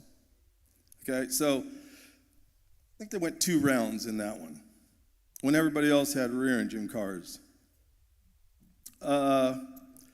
I think for the fact that in the magazine it says that he's 70-plus blown cars in his lifetime, and not crashing or burning one down speaks for itself on his ability to drive a race car. There's a couple other things I'd like to say. I know it doesn't have to do with racing, but I think it has to do with his personality and his character. He was a world-class outdoorsman, meaning that he was a hunter and a fisherman. He loved fishing so much that they took the funny car to Brainerd, but he said he was going to take his boat, which was a bass boat, to Brainerd, Minnesota from Glendora, California, and take everybody fishing, because that's what he did when he didn't race. Imagine driving a bass boat to Brainerd. Scared to leave here to death. Yeah. It was a 90-mile-an-hour bass boat, by the way. So I heard the Kalittas talk about this, and I know because I was around them my entire life. They don't know me. I'm just some jackass that ran around the pits asking to wipe down the car. But they talked about a badass, and I'm going to tell you something right now. Growing up, that was a badass. He could, not only could he drive, but he could fight. Although, maybe have 2 more seconds, dude, on this one. He did get so pissed off once that he threw his glove, and he was pissed off at the end of the track, and his wedding ring flew off in the glove, fell out of the glove at night at Irwindale Raceway, and nobody's ever found it. So his confidence, I'm pretty much finished here, but his confidence in driving is what I learned how to apply that towards sports, which I played. Watching his face and seeing how confident he was in what he did just made me really sure of myself. It was just awesome to watch. I think he ever got scared of the thing. And he drove 70-plus cars.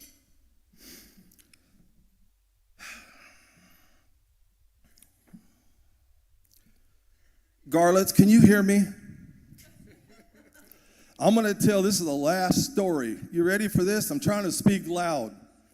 I was 12 years old at the Winter Nationals, and you and Bud Heaton, my dad left me. He said he was going home. You're not going to remember this. I was 12 or 13, and I was crying in the staging lanes, okay? And you and Bud Heaton drove by. We lived in Glendora, which was only like 4 miles from the track, and you gave me a ride home. 53 years later, I want to thank you for the ride.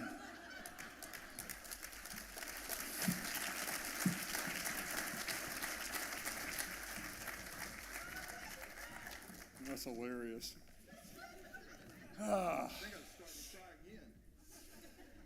Yeah, it's still a little emotional. My dad, he unfortunately, he passed away in November. It was grateful that he had got the call from Don, and he knew he was inducted, And I really kind of felt like once he knew he was inducted in the Hall of Fame, he said, my life's complete. And he was happy. He did. He was happy, man.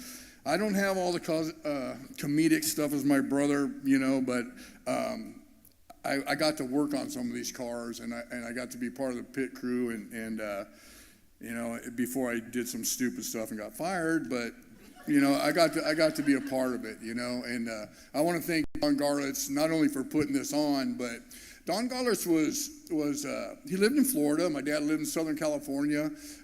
We always called him my uncle Bud and my cousin Donnie because the Heatons were our family. We've known them since we were babies, and Bud Heaton and my dad and Don would always go to Bud Heaton's shop over there in West Covina, California, and throughout the years, you know, Don he's a legend of the sport, and my dad was, not well known, and Don always treated him like a friend. He always, every time we'd see, as a matter of fact, Don, I think you owe Pomona Raceway some money because you signed that seat over there in the grandstand, and some idiot cut it out with a hacksaw and put it in his garage. But,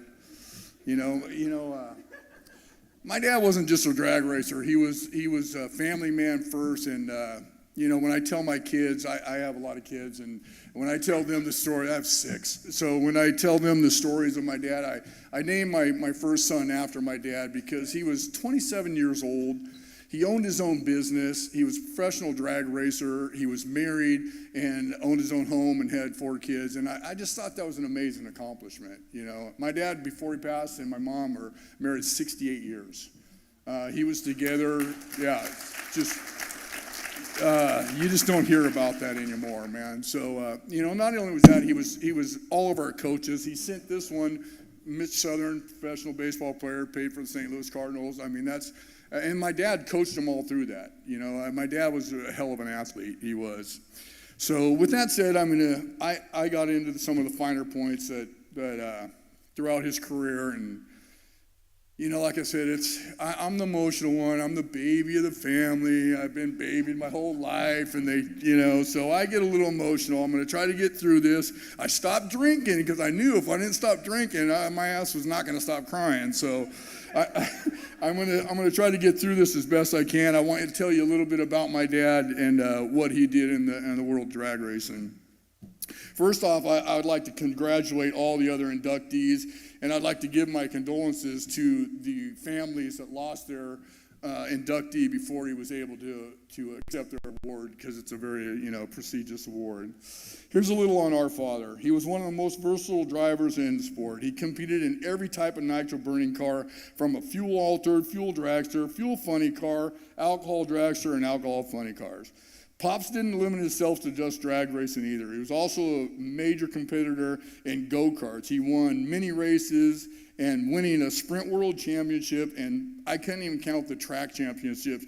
As a matter of fact, at Irwindale Raceway back in the early 70s, Gary would run from Irwindale, because Irwindale drag strip was right here, and there was an overpass, and right off that overpass was the go-kart track, and he wouldn't race the preliminary, the heat races they called them, and he'd be over here qualifying, and he'd run over here on the dirt bike, and he would race the main event of the go-kart race, and then come back over here, and I think back that time it was like Nick Sereno's Warlock Furnace dragster on the same day. He was a lunatic. Anything that had wheels, he would drive it, man.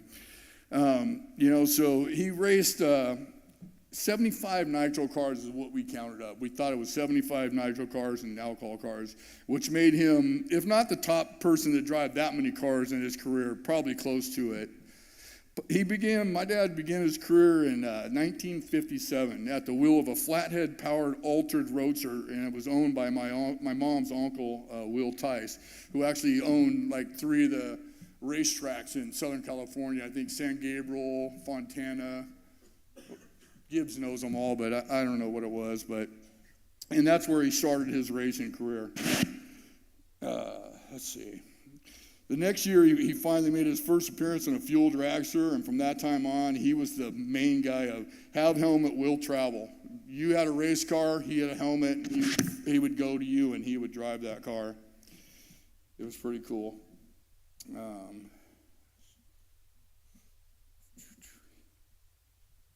It's funny because he started his career in a in an altered roadster, and the last car he ever drove was, I think it was Hippo's fuel altered, the Red Baron, right? Red Baron at the Winter Nationals.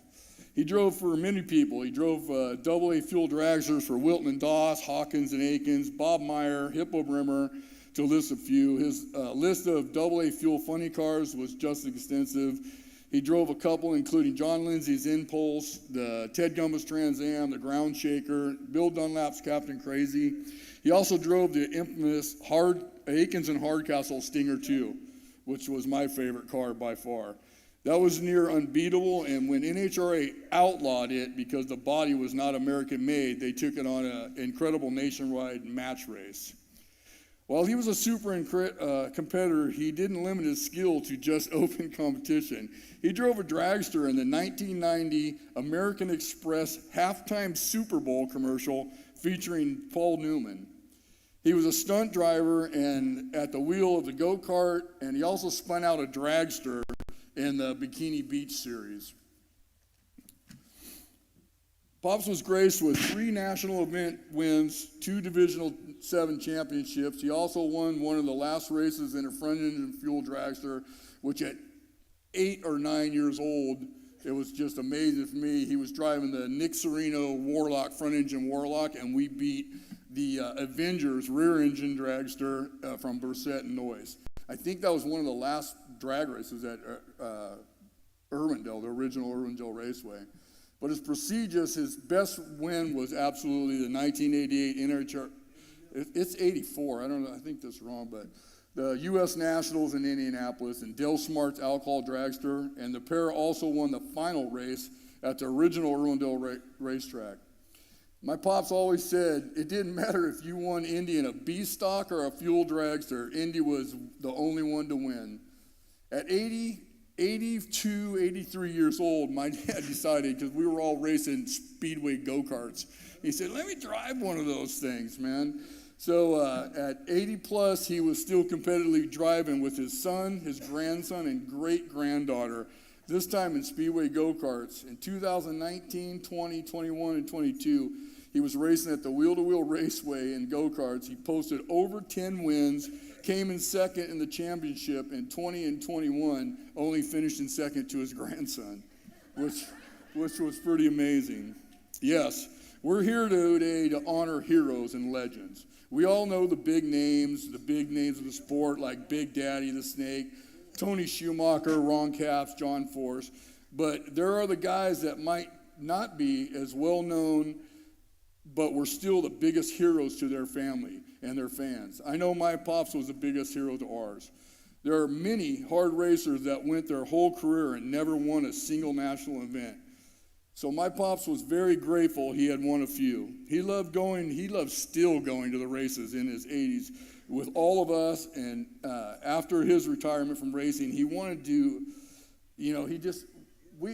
all of them, we all went to the drag races, and I take my RV out to the drag races in Pomona both times a year, and we have 30 people that just party, and my dad just thought that was the coolest thing, that we all still loved the races as much as he loved them his whole life. It was pretty cool.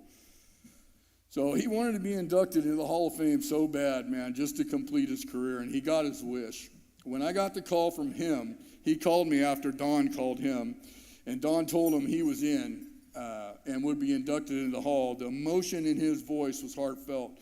I don't mind saying that my tough-ass dad, because when we grew up, drag racers were that dirty guy, that went to the frickin' Denny's after the race and people looked at all weird, and we got in fist fights all the time, and that's the way it was, man. But for him to, shed that tear when Don had called him and let me know that, hey, I'm in, man, I'm in. He was done, and I can tell you he passed away grateful that he was able to get into this place right here, the International Hall of Fame. So that was just great, and I thank you for that, Don. So on behalf of my family, my pops, my brother, we both accept this honor, and you did it, GT, man. We love you, driver. Congratulations.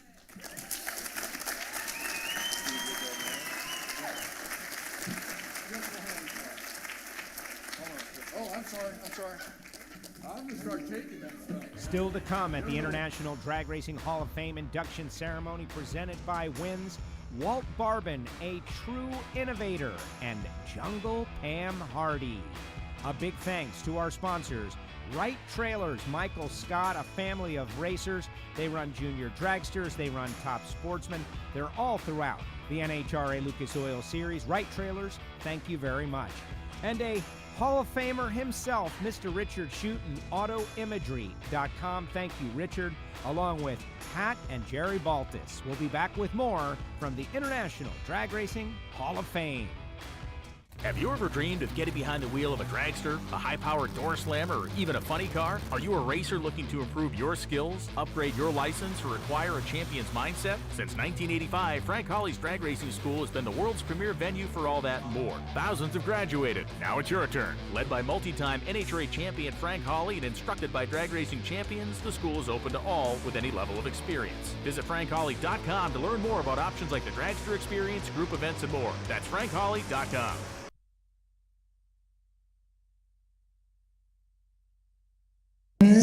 We've got legends, we have future legends, and maybe even a little breaking news. I'm fighting a little feedback, but so we're going to talk quietly. But ladies and gentlemen, this is Krista Baldwin, the granddaughter of Chris Karamessinis. And Krista, hanging out in the crowd. What's up, Krista?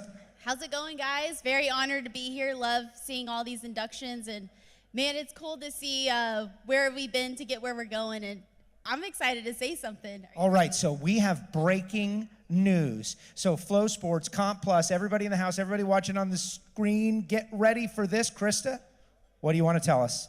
So as you guys know, I've been driving top fuel. This is my 4th year in the class. Absolutely love it. You guys know that drag racing is through and through, like, in my heart, and I knew I needed to make that next step, and I have actually purchased Pat Dakin's full top fuel operation, and I'm going racing to 8 to 10 races this year, ready to go 370s and be consistent, and ready to go after that guy named Tony Stewart. He's going down. You heard it here first, Krista Baldwin, the amazing purchase. The Dakin equipment is so good. We love Pat Dakin, of course, a legend himself. That stuff is fast, and you have taken ownership, and you're going to be out there, what'd you say, 8 to 10? 8 to 10, and it's really cool because I get to bring Scott Graham. He's going to be the crew chief, and the whole crew gets to be with me. But it's also awesome to actually be the only active woman top fuel team owner and driver in the sport right now. Amazing. Krista Baldwin, everybody, you're going to see her out there. We've got so much more to come. Let's go back to Big Daddy for our next inductee. Walt Barbin. Now there's a name that you won't recognize. Here's a man that was truly a behind-the-scenes innovator in the sport of drag racing. Very few people know what this man did. He was the first man to have the steel rocker arms for the 392. He was the first guy that Teflon the rotors in the blowers. He was the first guy that had the overdrives for the fuel pumps. He was the first guy that had the electric air starters. He wanted to start his dragsters in the building in the wintertime. He didn't sell any of this stuff in any quantity. He made a few of these pieces for his friends. I used to buy the rocker arms from him before Donovan made them commercially. But he was truly a genius in his own right, and he certainly belongs in the Hall of Fame. Please welcome Walt Barbin. Hannah DeVitis will be making the presentation. Come on up, Hannah. Hannah DeVitis, coming to the stage. Thank you so much. Ladies and gentlemen, here's Hannah. I'm a millennial. I don't have paper. It's on my phone. Used without internet. There we go. All right. Howdy. We have any Aggies in here? Do we? Gig 'em? Love it. Okay, we got one. Perfect. All right. So obviously we're all here for everyone being inducted. It's incredible. There's 6 phenomenal racers who've been chosen to represent the National Drag Racing Hall of Fame this year, which is awesome. I'm the granddaughter of Walt Barbin. I'm one of three. The other two are sitting right here. Somehow, some way, only the granddaughters got to come to this, which is pretty exciting. I somehow, some way, was the only granddaughter, well, other than Maddie, but that never went to go see any drag racing when I was younger. My brother, another cousin, my cousin Kathleen, they all went, and I just was into sports. I wasn't into it. Here we are. I'm the one that's make my truck louder, faster, stronger, everything. Make it happen. So, speaking of, I'm going to start with some small memories I have of him working on cars. I could tell you all I thought he was doing was an oil change or touch-up. I remember you were doing the touch-up paint or the pinstripes, things like that, small things. Had no idea he had built cars. Had no idea. I had no idea the man my grandpa was and is. Fast forward many years to December of 2019. Our family had gone through a tough time losing my father in January. I'd wanted his truck, a royal blue 2009 Ram SLT 1500 Hemi. That was my dream truck from the moment my dad brought it home in 2010. Then in December 2019, I got my truck, Big Blue. My dad's truck became my truck. Walt Barbin, my grandfather, got my truck to pass inspection on its own for the past 5 years. My dad did not take very good care of the truck because it was a work truck. A truck that went through Harvey floodwaters. The truck my grandpa put a K&N cooler intake in for my 23rd birthday, custom dual exhaust with a cherry red muffler on for my 24th birthday, put a level kit on it for me, replaced all the original hoses, basically took about 3 months to bring the truck back to life, and then kept going. One thing we have in common is the love for loud, fast cars and my truck. Anytime I have a new light pop on or the truck tells me something on the screen, or sometimes you're driving and you're like, oh, he's telling me to, don't hit me don't hit the gas that hard. I'm like, okay, buddy, it's okay. Give him a little pat, he'll be okay. I call my grandpa. And if I'm at work, I'll get a call within 30 minutes. Hey, I'm outside. I need to turn the truck on and see what's going on. And I'm like, I'm at work. Well, so be it. Big Blue's not just my truck, it's our truck. I have the most badass grandpa. I don't know anybody who could compare. He does it all, from fixing any issue or just maintaining the entire family's cars, as well as fixing any issue with our homes. This man, honestly, to me, is this day's Iron Man. I know he has no clue what I was going to be saying, and he'll probably end up crying here shortly, honestly. But you're such an important part of our family. You've helped shape your grandkids into people who can handle fixing shit on a house, a car, and just in life. You have over a table's worth of people here for you tonight, as well as over 10 other people on live stream. You are the reason for us all being here right now. You are the badass. I'm beyond proud to be your granddaughter. Please help me introduce Walt Barbin.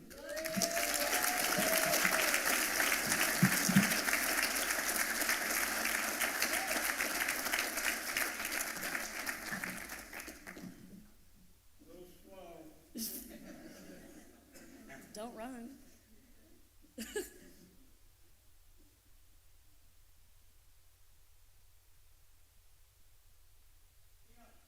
Here you go. I'm the only Aggie in the whole family. Thank you, honey. Of course. Love you. Love you too.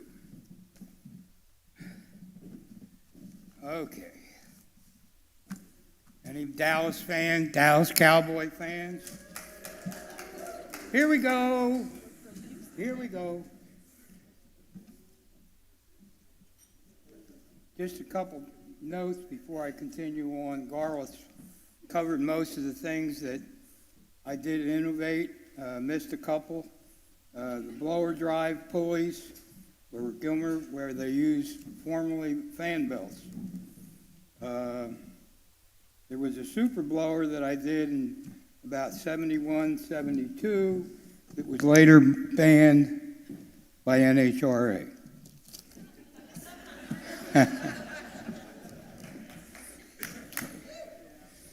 Quick reason why I got the name Tricks. With each of these innovations, when I went to the track, there was a fella from Maryland by the name of Dickie Burgess, who was a friendly competitor. And he would see these things week to week, no matter what they would be, and finally he'd come to the race one Sunday, And he said, you know, I'm going to call you Tricks. And it stuck. So I was happy about that. I think Rickie Smith is called the same.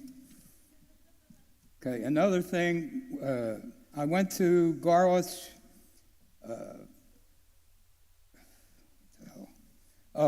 It was a roast for his 80th birthday in Pomona. So I went out there to see what he was doing, also helped him a little bit at the tent. He was selling books. There was a company there that was doing a documentary on drag racing. And it was called Project 1320.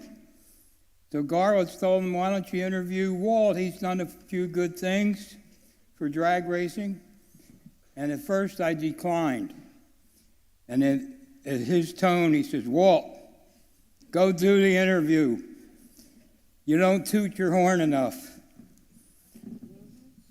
So anyway, I did the interview. It lasted 47 minutes. I thought it was going to be 15 to cover all these things that I spent time on.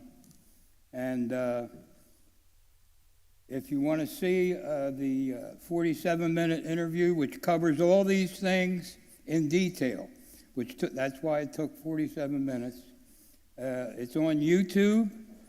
You can bring the video up by typing in Walt Tricks Barbin, and it'll come up. Let's see here.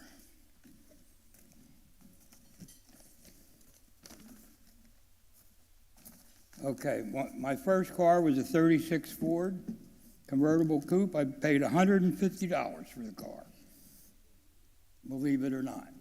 Anyway, before it was over, I put an Olds engine in it, Cadillac transmission, an Olds rear end, and I don't know if the picture's up on the video or not, but it turned out well.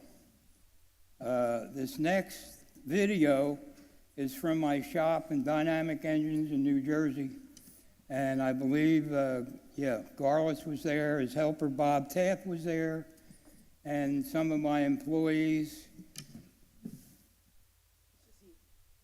Oh, there you go. My fault. Yeah, this is a video from the shop. I raced rear-engine dragsters from about 1975 through 81.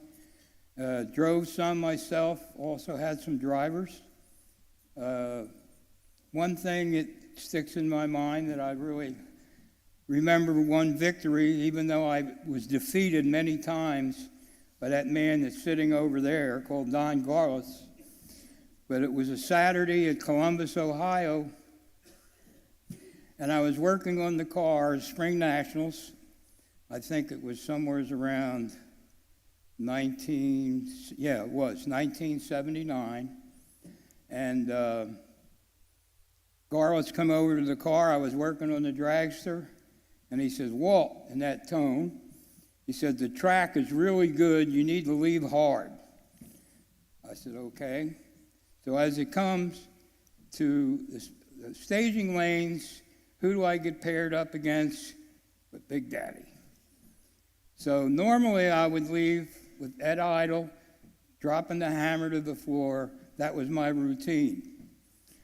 This particular time I figured, well, if the track is that good, I want to bring the RPMs up, load the clutch, and leave hard. So we cackle the cars off, we get in the stage, I look over, there's Big sitting there by himself. We leave, about the third way down the track, I look over to my left, he's still there. We go down maybe 700-800 feet, I look over, he's still there. We go through the lights, and I get the win light. I said, oh my God. I get my ass kicked for 7 times, and I finally get a win. So which do I remember? I remember the win.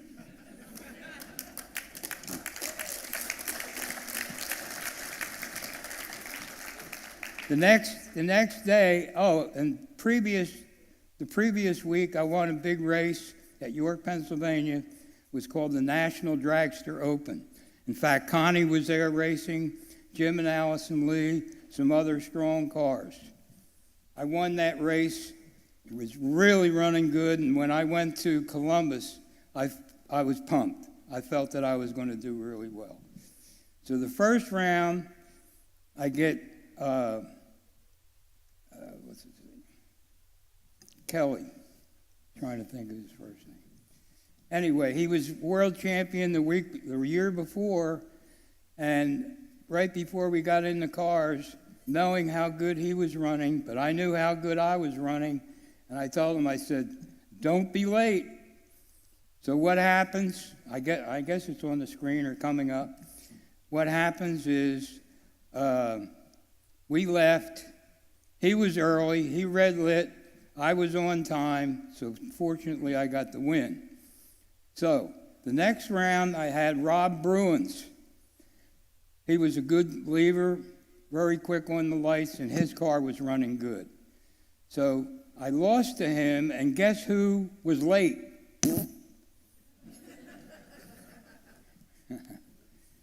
Okay, anyway, the next thing, I had a restoration that I did on a 1938 Buick Coupe that was from my wife's boss. So anyway, hopefully there'll be some pictures of that Buick. I took and did everything to it. Late model Chevy, turbo 400 transmission, old rear end. Externally and internally, the car was absolutely gorgeous. Leather upholstery, the whole deal. That was my last project. In closing, what I'm saying is, it's nice to be acknowledged for the innovations that I did, but looking back, the most rewarding part of this journey was the people along the way. Unfortunately, most of my friends and associates have passed and will not get to see this event.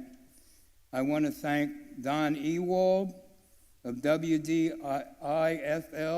which is a tremendous history site of many, many cars. He's done a great job. And Jim Hartner, known as Jim the Painter, one of the best ever, for their input. I want to thank my wife, family, for the love and support all these years. Thank you for coming, and God bless.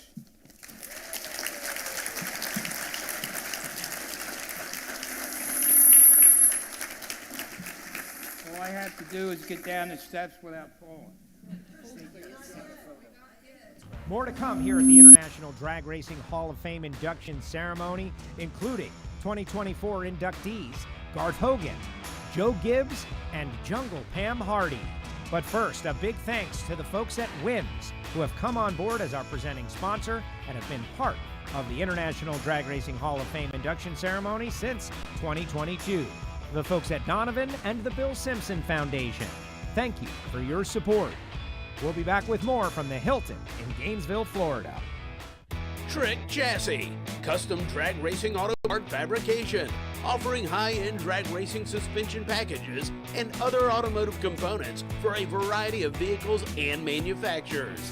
Find quality GM in-house drag racing and performance suspension packages, chassis parts, and automotive components from Trick Chassis to spruce up your ride and take your car to the next level. Trick Chassis, street and performance suspension made in-house. Welcome back to the International Drag Racing Hall of Fame, presented by Wins. Who's having a good time out there? Let me know. You know it.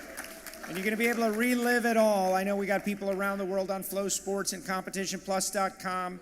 They're all texting and tweet each other with big news about Krista Baldwin. It is going to be great. But you're going to want to see it again. CBS Sports is going to air this on April 28th. So you can put it in your phones right now. April 28th, CBS Sports. Don't miss it. The re-air of the International Drag Racing Hall of Fame. We are coming down the stretch here at the International Drag Racing Hall of Fame. I know we got some really big Hall of Famers that are coming up. We got a bunch of tables that are ready to celebrate and get going. So let's keep it going and throw it back to Big Daddy and find out who our next inductee is going into the Hall of Fame. Pam Hardy. She's probably responsible for Jungle Jim's success as his driving. She was unbelievable. She was the showwoman of drag racing. The people, when Jungle drove, they rushed up to the starting line to watch it. Every one of the spectators wanted to get that view. Pam Hardy, what a wonderful person and such a sweet lady. We really love her, and it's a great pleasure that she's in the Hall of Fame now. And here's Ron Hughley to make the presentation.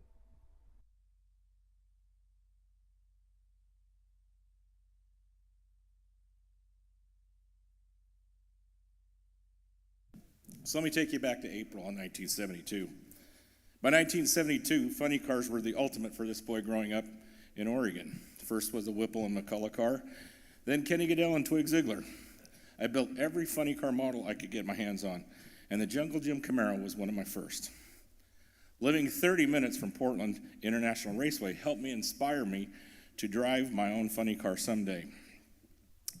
In 1972, All in the Family was the #1 TV rated show, and Roberta Flack would go to #1 with her hit, The First Time Ever I Saw Your Face. How ironic is it on the April day in 1972, in the quiet college town of Westchester, PA, a nationally recognized funny car driver would happen upon a true girl next door. He turned to the 18-year-old waiting for high school graduation and caught Jim's eye, and like that Grammy-winning song, the world would never be the same. Times were still somewhat safe, so for a young woman to run off, barnstorm the country with a group of drag racers was not out of the question. It wasn't long before the racing world would learn of this free spirit with the zero inseam shorts and 2 wonderful blessings from God. But Pam just wasn't a pretty face. From checking the track for fluids to making sure Jungle was backed up in his tracks, Pam was the yin to Jungle's yang. Always willing to talk to the fan, it was that personal connection and her natural beauty that would forever leave its mark on drag racing. It was in the summer of 1974 when I met Pam for the first time at PIR. Excited to finally see Jungle and witness that Jungle show firsthand, I walked around that big blue box truck, and there was that famous Vega. Jungle was nowhere to be seen, as was usually the case, but sitting on the step to the truck was Pam. I can't remember our conversation, and neither can she, but I remember hanging around the pit. No matter who came by, she would always have time to talk to them and always be friendly to me. So let's flash forward 36 years. My buddy Greg and I, we towed all the way across country from the Northwest to Atco, New Jersey for a big funny car match race. It was then that I was reacquainted with Pam. There to hang out with her husband Bill, see some old friends. We crossed paths, and after some coaxing, she agreed to do the honors of being my backup girl. Holy shit, I have died and gone to heaven. Sorry for the language. Through that event, I was able to grow a lifelong friendship and bond with Pam and Bill. Now known as Little Brother, Pam and I spent countless days at tracks with the Tiki car and the Jungle Novas. Even though they were before her time with Jungle, she would graciously go with us and visit with every fan that wanted to see her and relive the glory days. Most of them were kind and respectful. A few could be crude and disgusting, but Pam would just smile and take it in stride. Always the gracious one. It is that attribute that makes her deserving of the honor she is to receive. She doesn't really understand why. She really doesn't understand why. But all of us in this room truly do. Pam is a part of the fabric that makes drag racing so cool, so personal, and so real. A moment when the sport was more pure and less commercial. Events were special. If you were not there, you missed out. No social media, no streams. Not every national event was televised. Cars were works of art. Personalities were as wild as the cars. There will never be another Jungle Pam. Many have tried, but that lightning only struck once. Now I'm going to introduce my sister, Pam Hardy.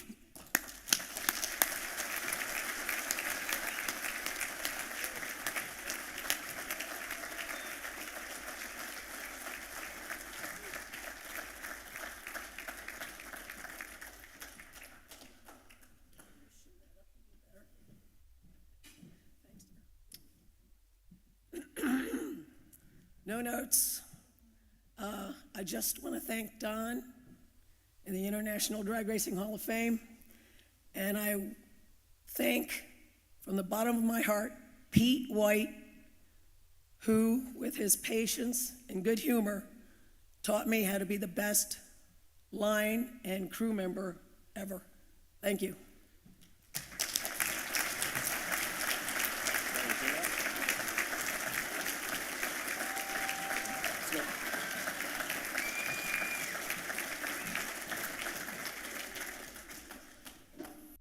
Things continue to heat up here at the International Drag Racing Hall of Fame induction ceremony presented by Wins, with Hall of Fame inductees coming up. Garth Hogan and the man known as Tricky, Rickie Smith. We'd like to thank our sponsors, the National Hot Rod Association, Stewart Cycle, and Joe Amato Properties, who have been with the Hall of Fame since 2002. Thank you for your support of the International Drag Racing Hall of Fame. Masters Entertainment Group is now offering live event streaming. Masters Entertainment Group's live streaming division can cover your event with a professional and experienced crew to give your event worldwide coverage. Basketball, drag racing, football, slot car racing, and everything in between. Masters Entertainment Group will have your event streaming worldwide at a push of a button. Don't miss out. Contact Masters Entertainment Group today. Fame presented by Wins. All right. Ladies and gentlemen, Mr. Big Daddy Don Garlits with our next inductee.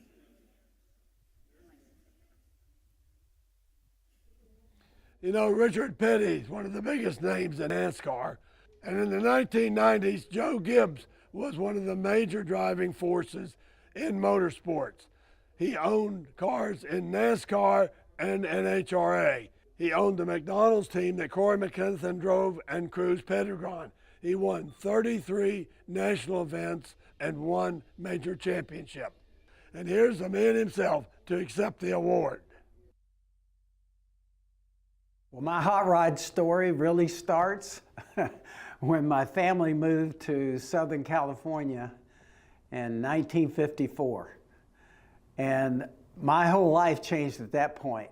I had grown up in the hills of North Carolina, and it was all ball, football, basketball, and baseball. Had very little to do with cars, but in 1954, my family moved to Southern California, and my whole life changed when it comes to motorsports. Fell in love with hot rods and drag racing. I really grew up in the greatest time.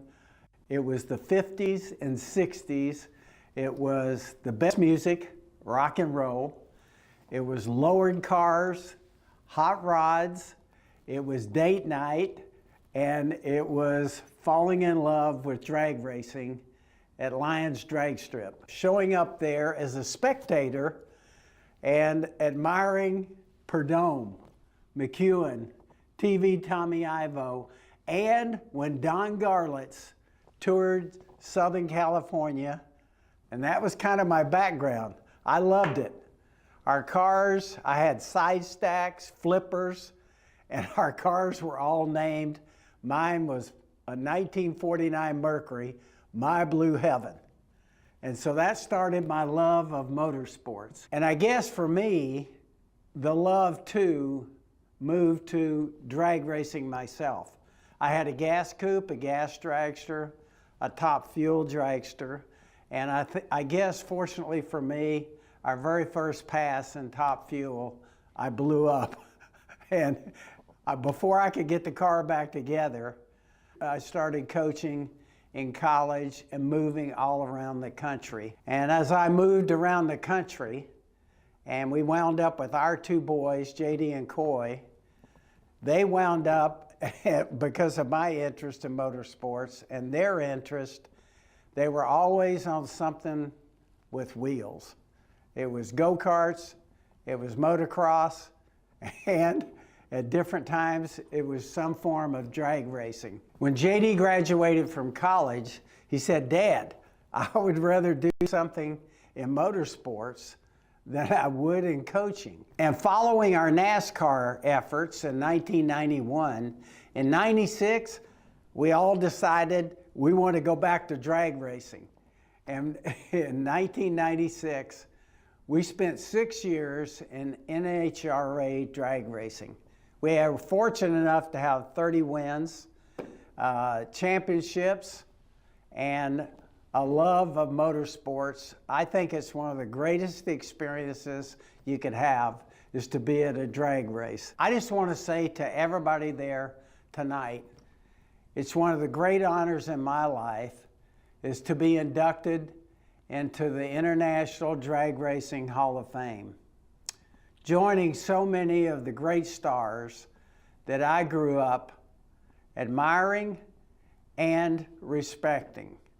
Thank you so much for this honor. Coach Joe Gibbs. Hey, we're out here in the audience hanging out with interested observers like Mr. Larry Dixon. What's up, Larry? Oh, enjoying the show. What'd you think of that? Like, there are moments where you're just, at least I am, awed by what you're witnessing, and Coach Gibbs talking a little bit about his hot rodding days. It's pretty amazing. Yeah, that's the common bond here is the fact that it's drag racing. I mean, ever since I was a little kid, just wanted to grow up and race, and all these people that are getting inducted are my heroes. It's literally people that I grew up wanting to be like when I did grow up. You did grow up and win a whole bunch of world championships, and now you're a Top Fuel team owner, mentoring the next generation coming up. Yeah, it's whatever it takes to be involved in the sport.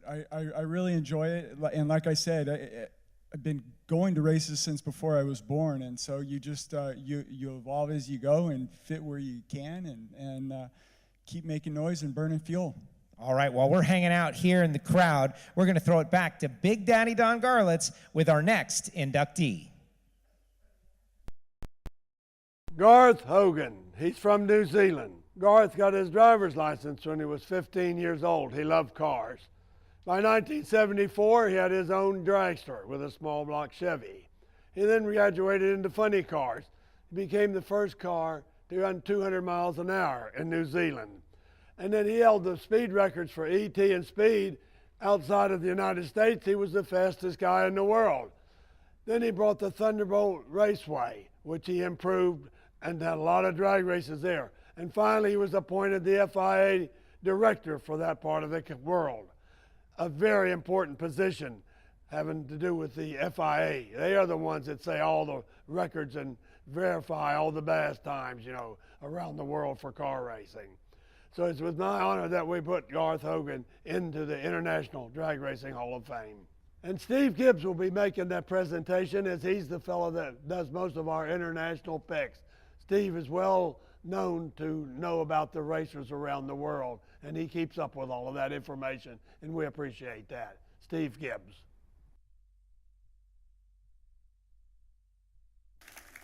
It's always an honor to return to Gainesville, especially since I was here at the very first one in 1970 and been honored to be a selector in the Hall of Fame for over 30 years and to be a part of this whole thing. The International Drag Racing Hall of Fame, international, that's a word I think we need to remember because it's very important.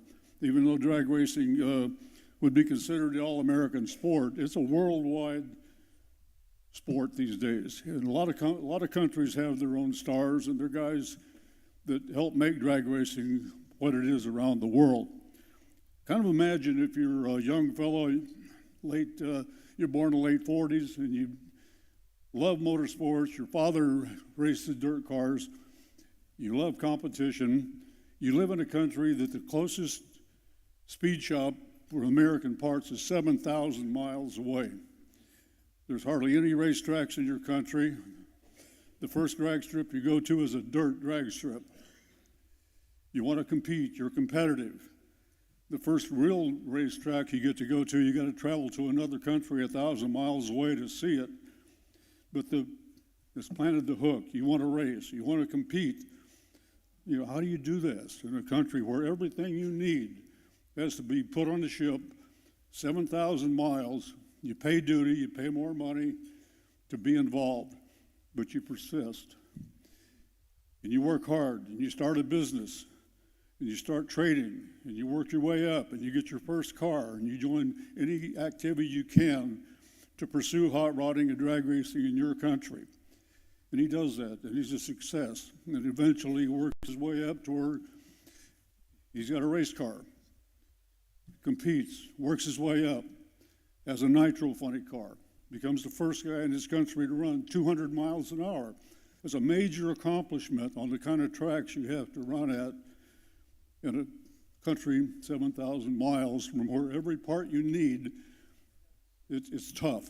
This guy, very successful in business. I just found out today he's made 141 trips between New Zealand and the United States in the efforts to business, and a lot of that business was to pursue drag racing. He saw too that the drag racing grew in New Zealand. The country we're talking about is New Zealand, not Australia. Don't make that mistake.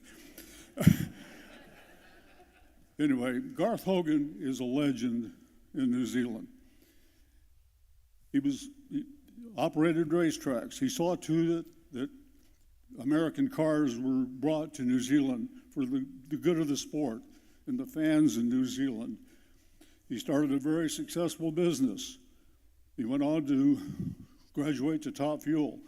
He raced in Australia every chance he had. And when he finally retired, he had gone over 260 miles an hour on racetracks. That's an accomplishment. It's hard to imagine the dedication that it takes to pursue that under those circumstances. And then Garth also went on to become an international drag racing rules-making efforts to promote drag racing around the world. He's dedicated to the sport. He's competitive beyond belief. He still loves the thrill of performance. After he quit drag racing, he learned to fly, and before he was finished, he was rebuilding World War II warbirds, flying a P-40 that he had built for himself. He's continually active. He's restoring Dick LaHaye's championship car. He does anything and everything he can to promote the sport. Garth Hogan is a legend, not only in New Zealand, but in drag racing. Please don't remember the international aspect of this organization, because there's drag racing around the world, and there's people like Garth Hogan that are doing everything they can to make this sport continue to be a worldwide activity. With that, I'd like to introduce the newest inductee in the International Drag Racing Hall of Fame, Garth Hogan.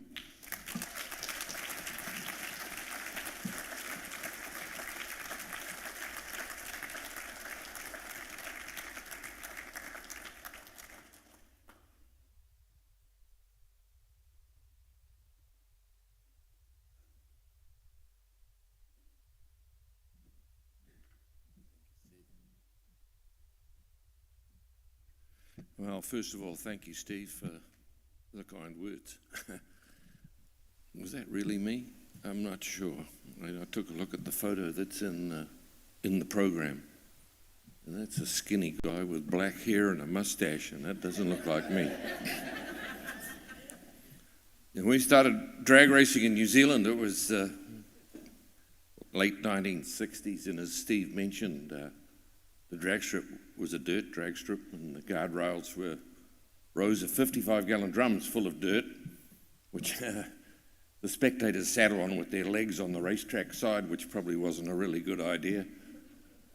But the cars were all relatively low-powered. They were flatheads, 283 Chevys, 272 Fords. 13 seconds was considered to be extraordinarily fast.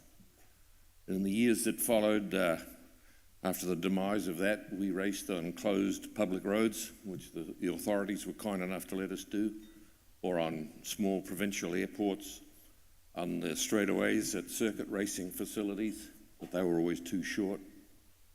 And then finally, 1974, we got a proper racetrack to race on.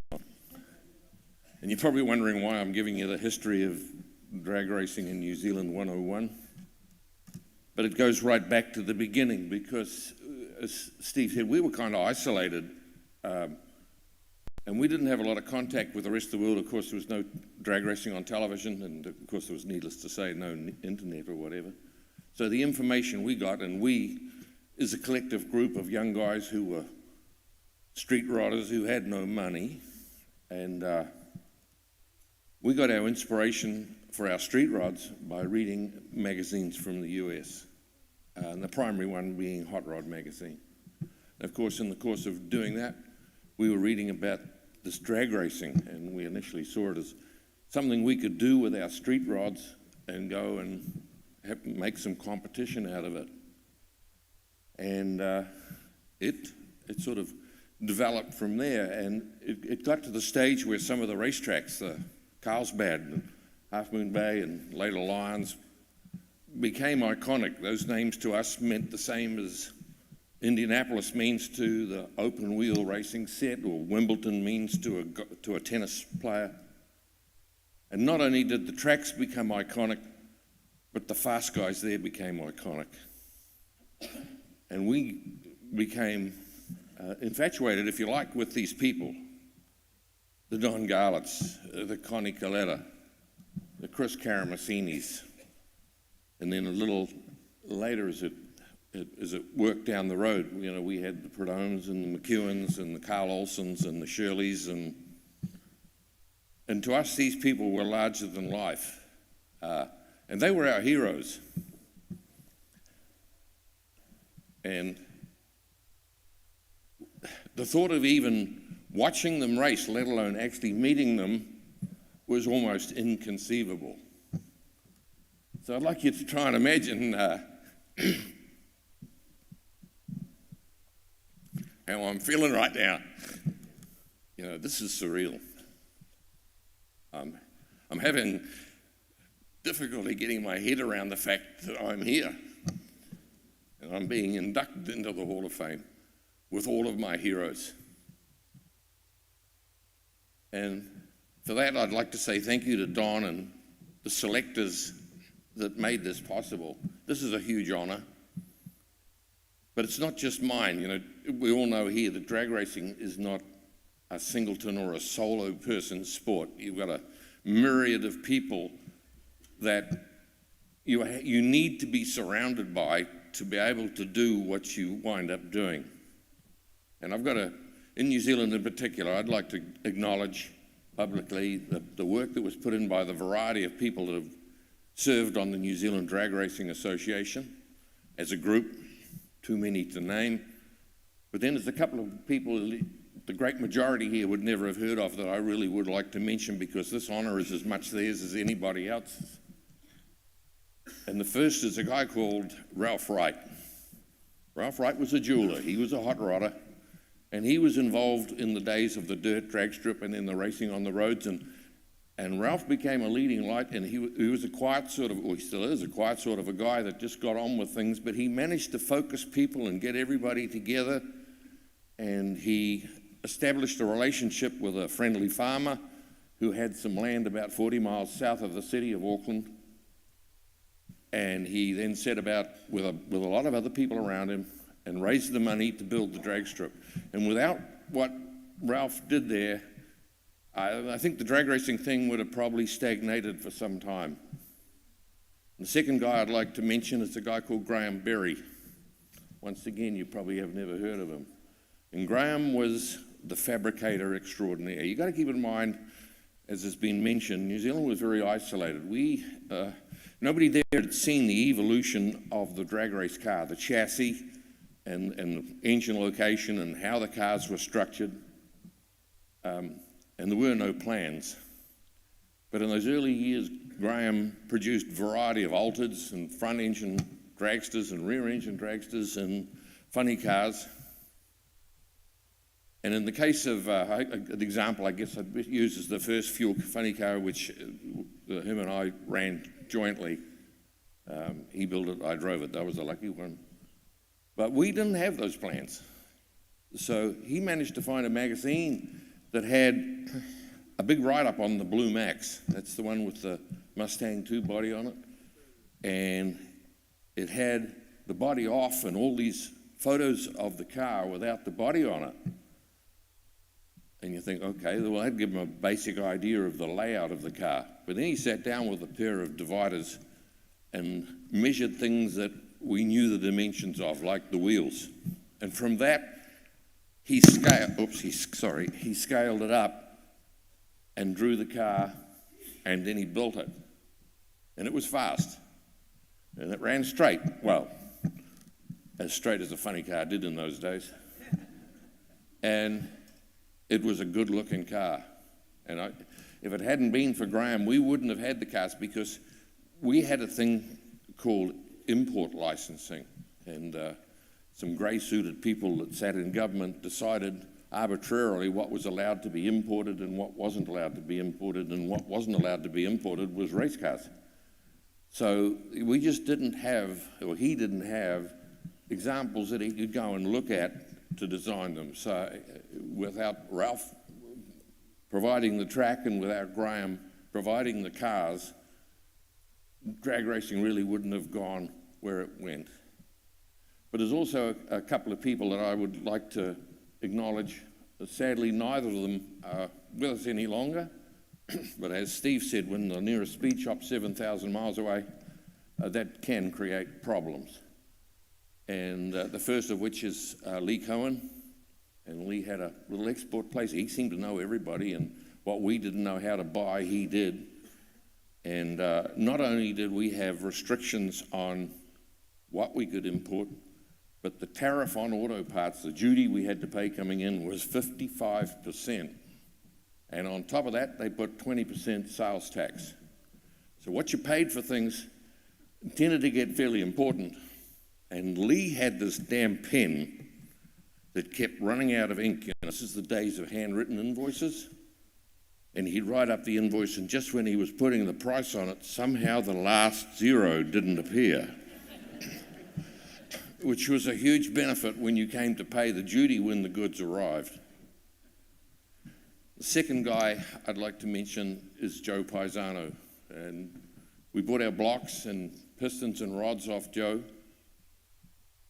And he provided me, he became my mentor. And basically, he provided us with all the advice he had accumulated over the years, and mainly in the tune-up area. And after he'd come to New Zealand and given us a hand, sorted out a lot of the things we were doing wrong, the car was quicker and it was a hell of a lot more reliable. I mean, I always wondered why he did that, because he sort of shot himself in the foot. Because after that, the orders he got for pistons from New Zealand dropped dramatically, because we weren't wrecking as much stuff as we used to. And there's a couple of other people I'd like to acknowledge, one of which being Steve. In this case, Steve Gibbs, because Steve came down to New Zealand after we'd acquired one of the racetracks and sorted out the track surface. He sorted out how the structure and how it worked, and made the place run a lot better, and made it so that we could run a fuel car without lighting the tires as soon as you touched the gas pedal. And there was also the late Steve Evans, who came down and helped us out, sort out the tower and the announcing, and just made the place a lot more professional. And one other last person I'd like to mention is Carl Olson, for the reasons that Steve mentioned and has been otherwise mentioned, for his assistance in his various VP positions at NHRA, plus when he was president of the Drag Racing Commission. As Steve said, it was his drive that established some worldwide recognized rules, which, living in New Zealand, and we were bringing Australian people over to race against us, and people from the US down, we all of a sudden were able to all play off the same song sheet because the rules were consistent everywhere. So I'd like to acknowledge him.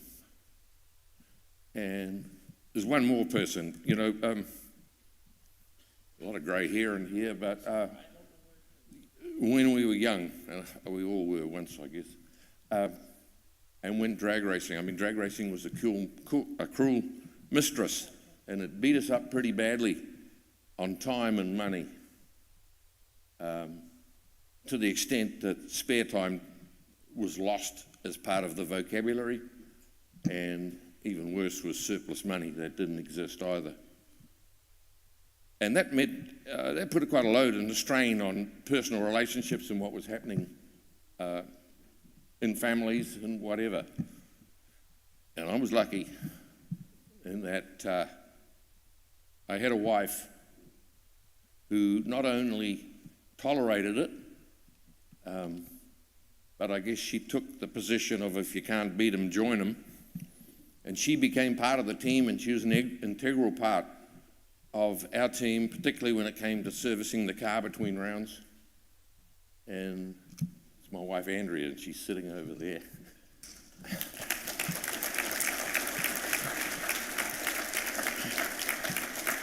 And I guess while I'm at it, I might as well put my hand up here. That diamond engagement ring, the one you didn't get because I spent the money on engine parts. Well, I haven't forgotten, and I know good things take time. I'm not sure that 45 years is justifiable, but I'm working on it. Thank you very much, everybody.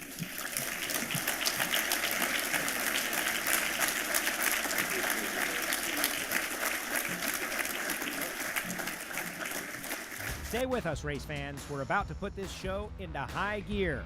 Coming up, 2024 inductees Bill Holland and Rickie Smith. The International Drag Racing Hall of Fame induction ceremony presented by WINS is brought to you by the folks at TAC Enterprises. Since 2002, over 20 years, thank you, TAC. And SEMA. Since 2006, the Specialty Equipment Manufacturers Association has been a big part of the International Drag Racing Hall of Fame.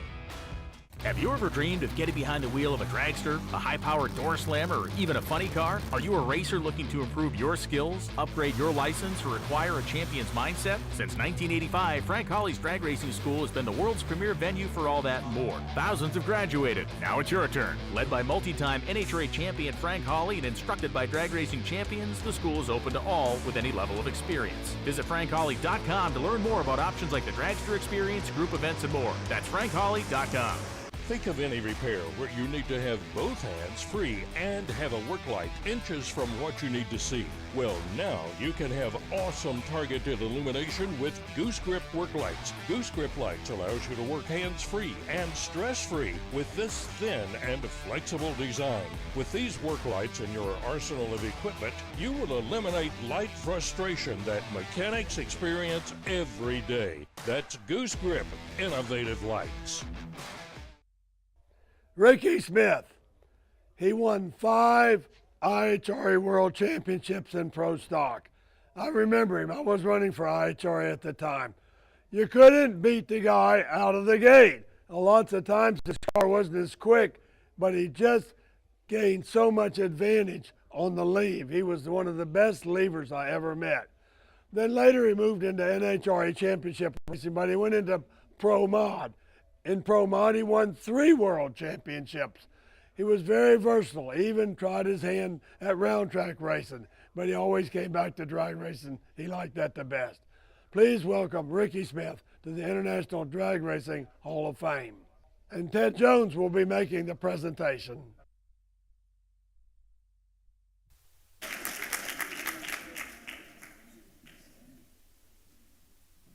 Well, let me tell you a story about a racer that changed the way the professional cars are laddered and lined up.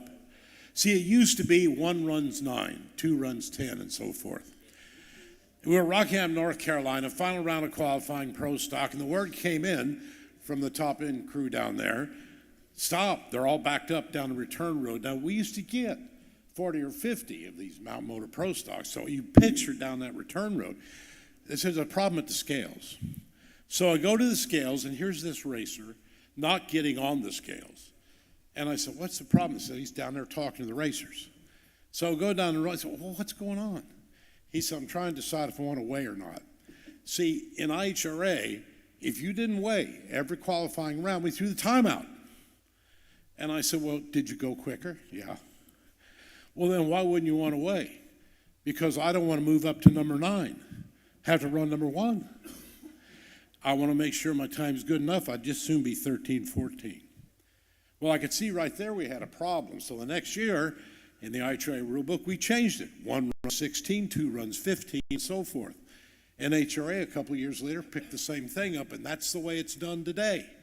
Because of that one racer that figured out, I'm not sure I want to go faster. And that racer was Tricky Rickie Smith in Rockingham, North Carolina. Now, there's a lot of stories I could tell you about Rickie Smith, but I can't tell them here. But if you get him in the bar, okay, later on, and give him a few beers, he might share some of them with you, okay? I'll give you one you can start him with. Just say, Rickie, why did they call you Helicopter Smith? Okay, a couple may know already, okay? See if you can get him to explain that to you. It's pretty good. Rickie should have been in here 3 or 4 years ago. But see, to be in the Hall of Fame, you have to retire or reach retirement age. Well, Rickie would retire, but then the spring of the year, he'd come out and race again. Then he'd retire, then he'd come out and race again. I think he was trying to break Garlits' record for times to retire. And so, finally, I talked to one of Rickie's sponsors, okay, Charlie Lingenfelter, who told me, he said, no, listen, I called him up. And I said, Rickie, don't retire. I'll be your sponsor this year. Don't retire. So there were times that he didn't. Well, I kind of followed it and watched it. Now, he's old enough to come in. He's retirement age, even if he doesn't retire. But I thought, it sounds like he's going to retire this year.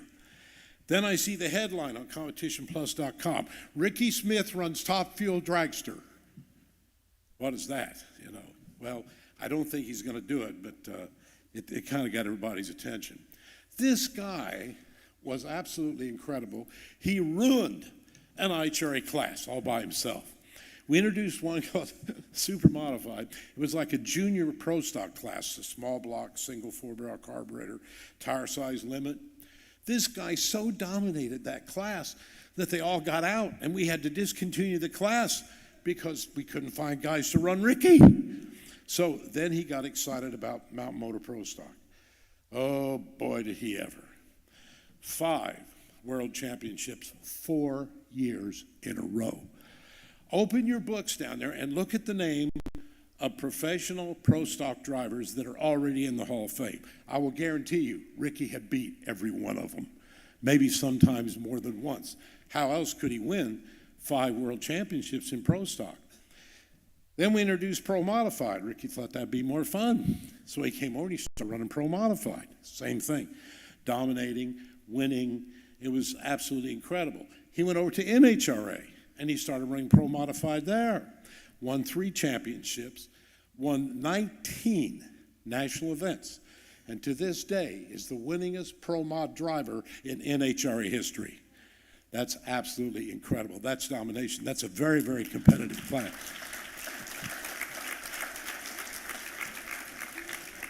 One of the things that impressed me a lot about Rickie is when we're doing the Pro Modified show for NHRA on ESPN, you go around between rounds and you try and get sound bites from the driver on what they're going to do.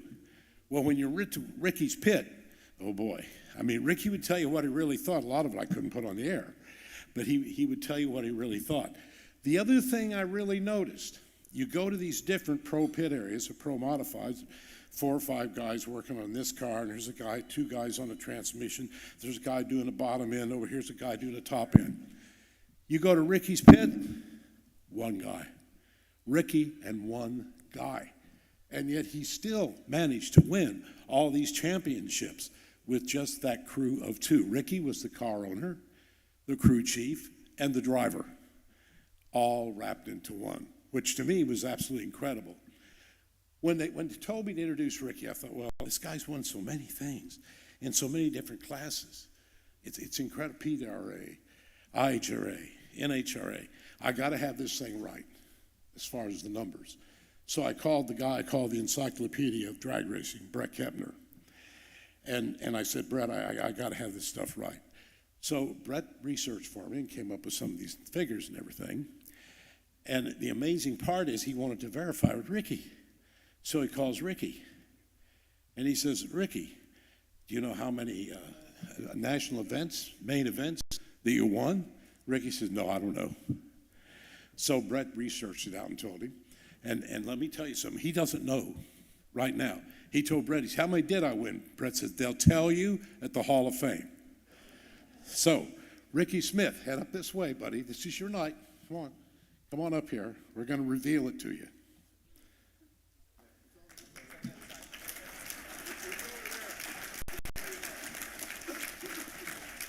We will tell you that he won 12 world championships.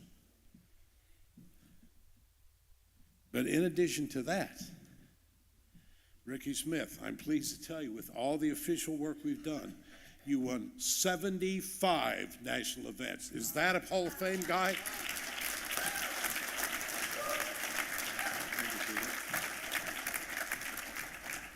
Tricky Rickie Smith. I just got to say one thing here. All of you that watch me always know I get emotional, but it comes from here. This man has watched me all my life. This man just had a triple bypass 7 days ago and would not stay at home, had to come and do this for me.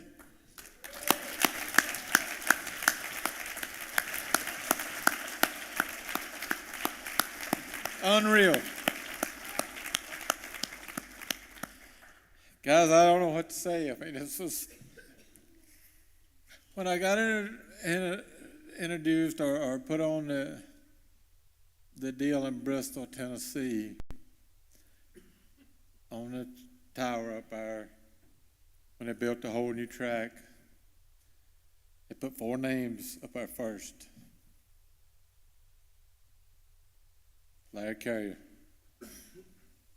Wally Parks, Big Daddy. Where in the hell they come up with my name? I don't know. But that was one of the biggest honors I had ever had in my life at that time. When I got on the same plane as them 3 guys, I said, you know, to myself, damn, I believe I've made it, you know. I've done what I set out to do. I didn't know I was going to do this in 1973 when I started playing around home. I just wanted to go out and run good old Charlie Brown, Mike Boyles. A lot of you probably know that old wagon. He's still running it. That was my goal, to outrun Charlie, Mike Boyles. And here I am, went professional not long after that and started winning championships. My first 2 was in 76, 77. Burnt the class, done away with it.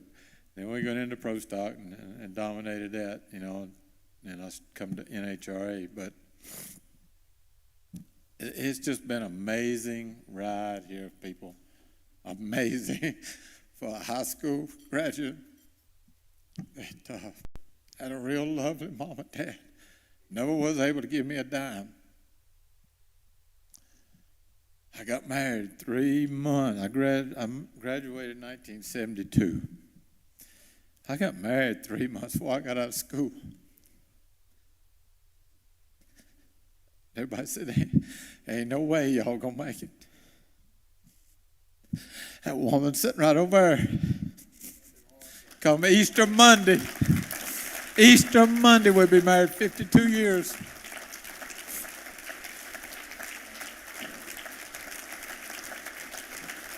I got a son sitting over there. I still think of my kid. He's 51.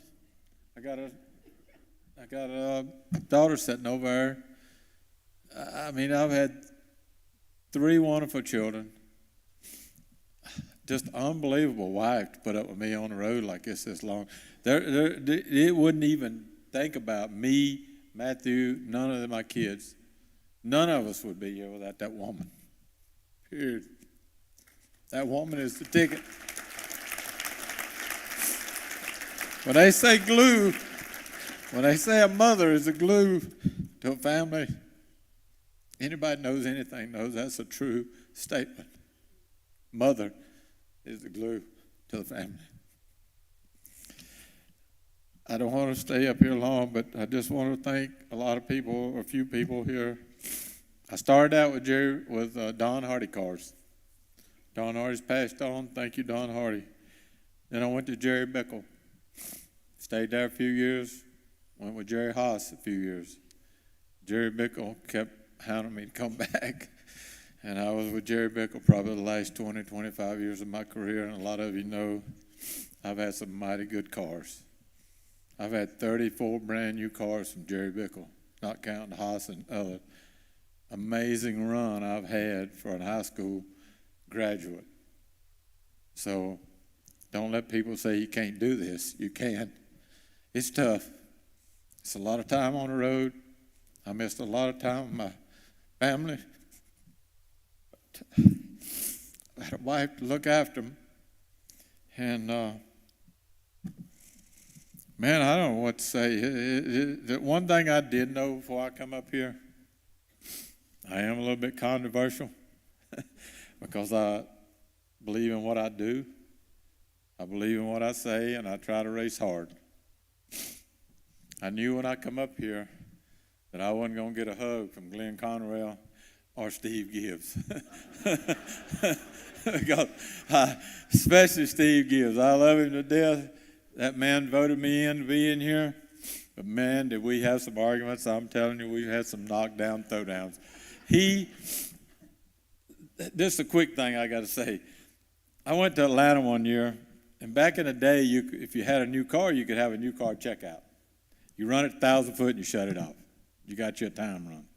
Well, I'd done that 2 or 3 times because I was always getting new cars a couple a year. I go to Atlanta and I roll down through there and I make a good run, and I swear right now my mama's grave, I shut the thing off at 1,000 foot. Steve Gibbs come over in my pit, and I had Todd Teterow going to drive my other car. Some of you know Todd. He had his physical paper. We had all the paperwork there, had him entered. We was in the pits. Steve Gibbs come over there and told me, he said, "You're not making the first qualifying run. You run that thing all the way through." He gave me some kind of time, and I couldn't have run it down here at Gainesville in 60-degree air temp, which I knew I didn't run. We got in a big argument. He walks off. I let him get about 20 feet off, and I went and grabbed him by the arm and spun him back around. I said, "Steve, what's the deal?" We got in another argument. But he took the papers. It was papers like this. Probably, you know how hard it is to get physicals and all that stuff done and run, license. He took that paperwork and ripped it up and threw it on that car and then told me, "Boy, I was hot. But Steve, it's all in the past. I thank you for..."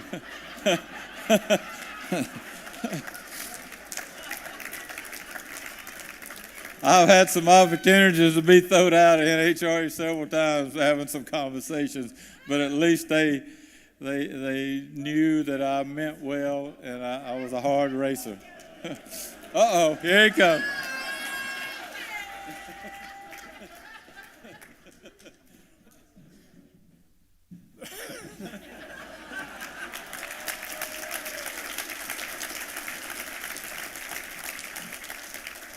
I really don't remember it quite that way. But it's his turn. All I can say is it's true that, age cures a lot of things. Helps you realize when you get older that bullshit we get into sometimes in arguments really don't mean anything. You need to realize that it's good to be alive. Because I've lost a lot of good friends, so has all of y'all. Hey, I'm going to run a few more races this year.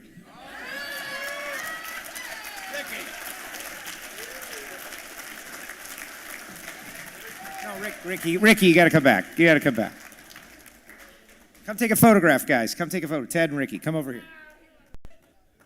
Rickie Smith, everyone.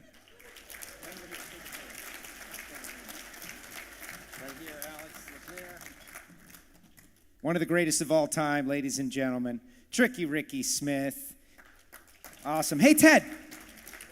I love how you tricked him, Ted. Thank y'all, and I ain't done yet. Never. I love how you tricked him, Ted.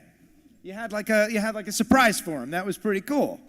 Yeah, you did a good job. So you've been doing this a long time. But hey, while you're here, why don't you check out the screen for a moment? Rickie Smith. He won 5 IHRA World Championships in Pro Stock. I remember him. I was running for IHRA at the time. You couldn't beat the guy out of the gate. Lots of times his car wasn't as quick. That is not the correct video. One moment, so please. That's how hot off the presses this is. Here we go. Yeah. Let's see if we can rack technical difficulties. Ladies and gentlemen, I'm just going to give you Donna Garlits. Donna is going to explain the big surprise, or maybe it's coming down right now. We're about to find out. Donna, take it away. Take it away. We've got a special award for Ted Jones. Ted has been with our Hall of Fame for 33 years. Yeah. That's what I can figure. Yeah, right? 33? Yeah. He has devoted his time to come here, film this, get the publicity for this event so that we can carry it on into the next generation and the next generation and the next generation. If it wasn't for Ted Jones and Masters Entertainment, we would really not be what we are today because we wouldn't have the publicity that it takes to produce an event like this. And this man just had a triple bypass. Wait a minute, it's just double. A double bypass. His doctor does not know he's here. Well, unless she's watching. Don't tell her. I hope she's not streaming this. No. Okay. Because he'll be in big trouble. What doctor doesn't know won't hurt. That's right. That's right. And we just wanted to honor Ted this year and tell him a great big thank you from the Garlits family, from Dad, from all of us. Thank you so much for all that you've done for us. We could not have done it without you, and we love you dearly. Thank you.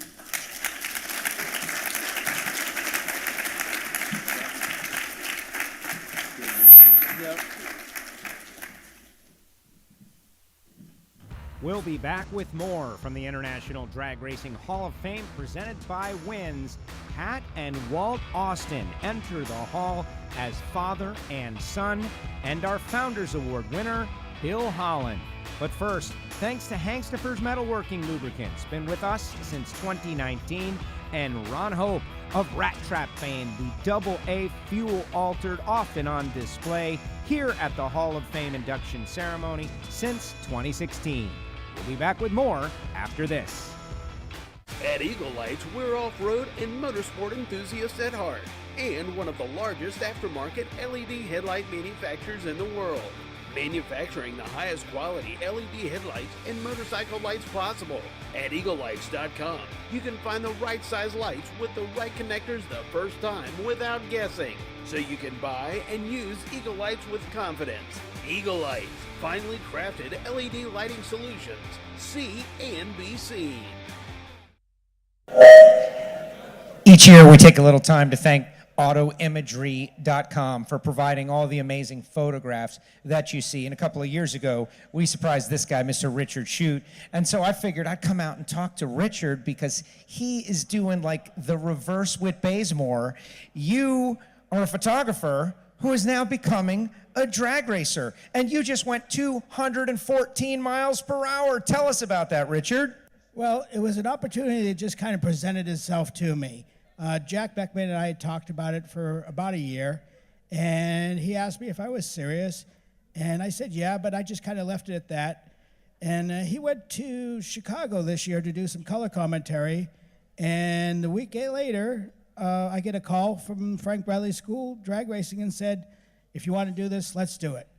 And I said, yes, I want to make this thing happen. An incredible experience. I have such respect, more so in knowing what these drivers do and the concentration and the professionalism of Frank Hawley's school is just incredible. I felt totally safe and confident in every step of the way. I'm totally thankful, and boy, these guys earn every dollar they do doing that stuff because it's insane. It's quite a rush. Are there any plans to stage up in competition at any point? Well, I'm in discussion right now to possibly go on and finish the alcohol dragster license up in Woodburn later on this year. It's definitely under consideration at a regional event, yes. That would be incredible. Thank you for all you do for the International Drag Racing Hall of Fame. A lifetime of service to the drag racers, and now you get to be a drag racer as well. We're pulling for you. Thank you, Richard. Thank you very much, and thank you, Don Garlits, for the opportunity, and to all the drag racers that have allowed me to capture their images and everything over their lifetime. So truly amazing. Thank you, Richard. And now let's go back to Big Daddy, our host, for the next Hall of Fame inductee. Bill Holland. It's a name that people don't recognize right off, but people in the industry know who he is. He's been involved in drag racing from an early age. He's worked on teams. He's had his own cars. Even drove some of these kind of cars at one time, but he never won any championships. And he moved into a speed shop. Him and a buddy formed a speed shop, and they ran that for a number of years. Then he had his own advertising agency. Then he was editor of National Dragster for 5 years. And then he produced many of the logos for our major speed companies. Bill Holland is a name that's well known in the industry, but probably never get put in the Hall of Fame. So that's why we decided to give him the Founders Award this year, because he certainly deserves it. He's been part of the drag racing since day one. Please welcome Bill Holland to the International Drag Racing Hall of Fame.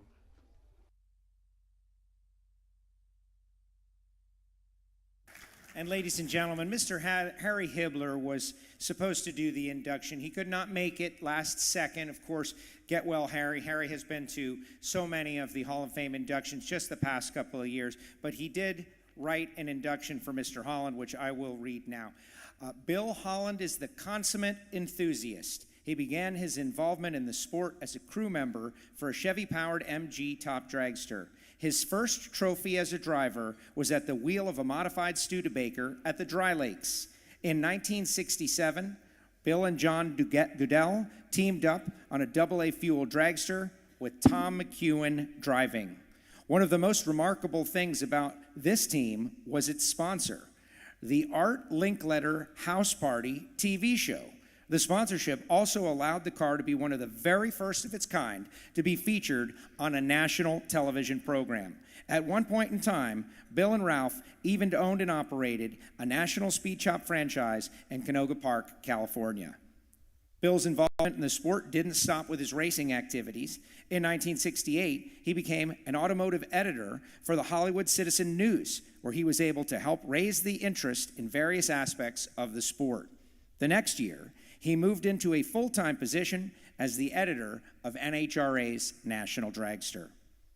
After 5 years at National Dragster, Bill resigned to form his own advertising and public relations business, Holland Communications, where he created advertising material and logos for companies such as Jegs, Lunati Race Cams, and other notable brands, plus doing promotional work for racers including Tom the Mongoose McEwen, Don the Snake Prudhomme, and Gordy Bonin, to name just a few. In 1990, he formed the automotive industry's first internet resource for disseminating press information to magazine editors. Plus, he was part of the original committee that created the NHRA California Hot Rod Reunion at Bakersfield, California. Today, Bill can be found either actively overseeing his advertising business or tooling around his Trick Street Roadster and attending a variety of street and strip events. Ladies and gentlemen, please welcome Bill Holland. Thank you, Harry.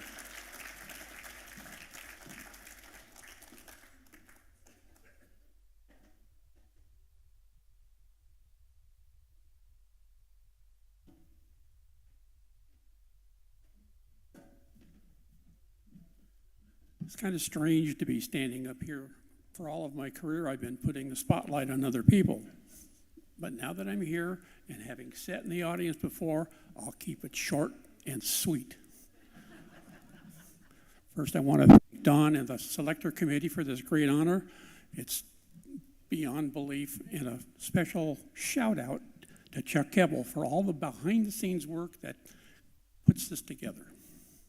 I'm grateful for having been involved in drag racing at a time when we had 6 drag strips in the Los Angeles area.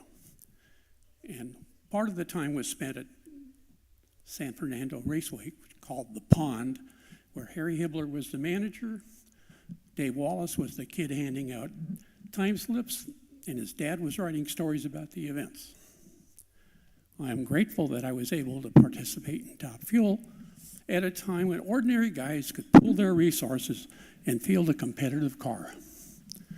I'm grateful for having spent 5 years as editor of National Dragster at the most expansive time in drag racing history. It's a time saw the introduction of Pro Stock, saw the funny car proliferation, and the rear engine revolution in Top Fuel. I'm grateful for having spent much of my time working with many industry companies, and their products and services help many a racer into the winner's circle. Lastly, I'm thankful to have the health and energy to continue my involvement in motorsports. I look forward to seeing you all at the track.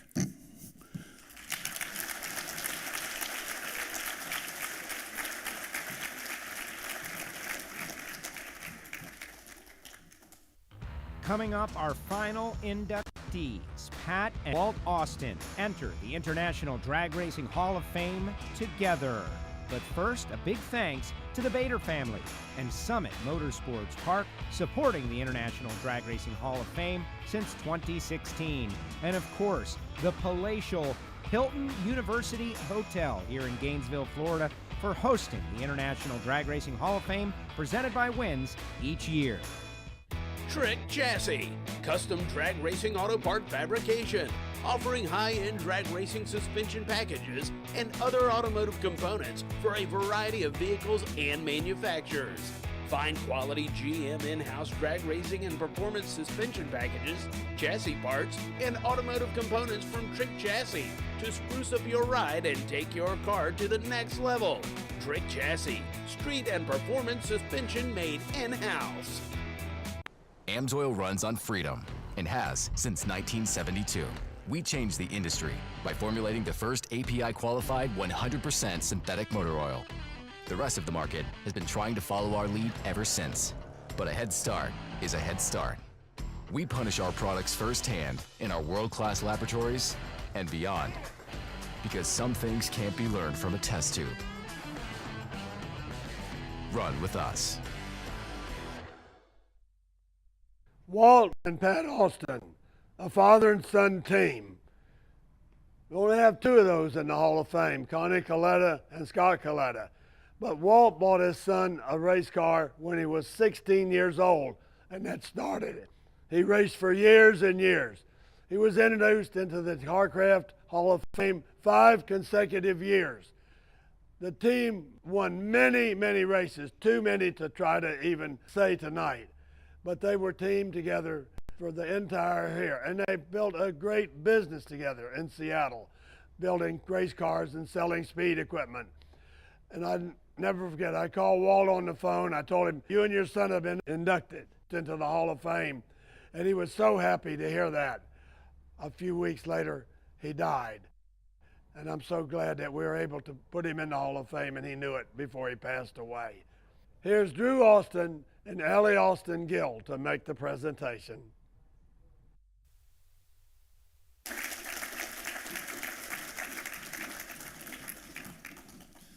Thank you, Don. Thank you, the Hall of Fame, everybody. Fantastic deal we got going. There's no doubt when you think of drag racing in the Pacific Northwest, you think of my grandfather, Walt Austin. He was by far the winningest crew chief to ever come out of the Northwest. Early in his racing career, he won numerous events in Top Gas all over the state of Washington, eventually branching out and winning major events such as the Winter Nationals in '69. He still holds a mile-per-hour record today in Top Gas when he sent his twin-engine dragster down the track Ontario, running 206 miles an hour at the last ever NHRA race for Top Gas.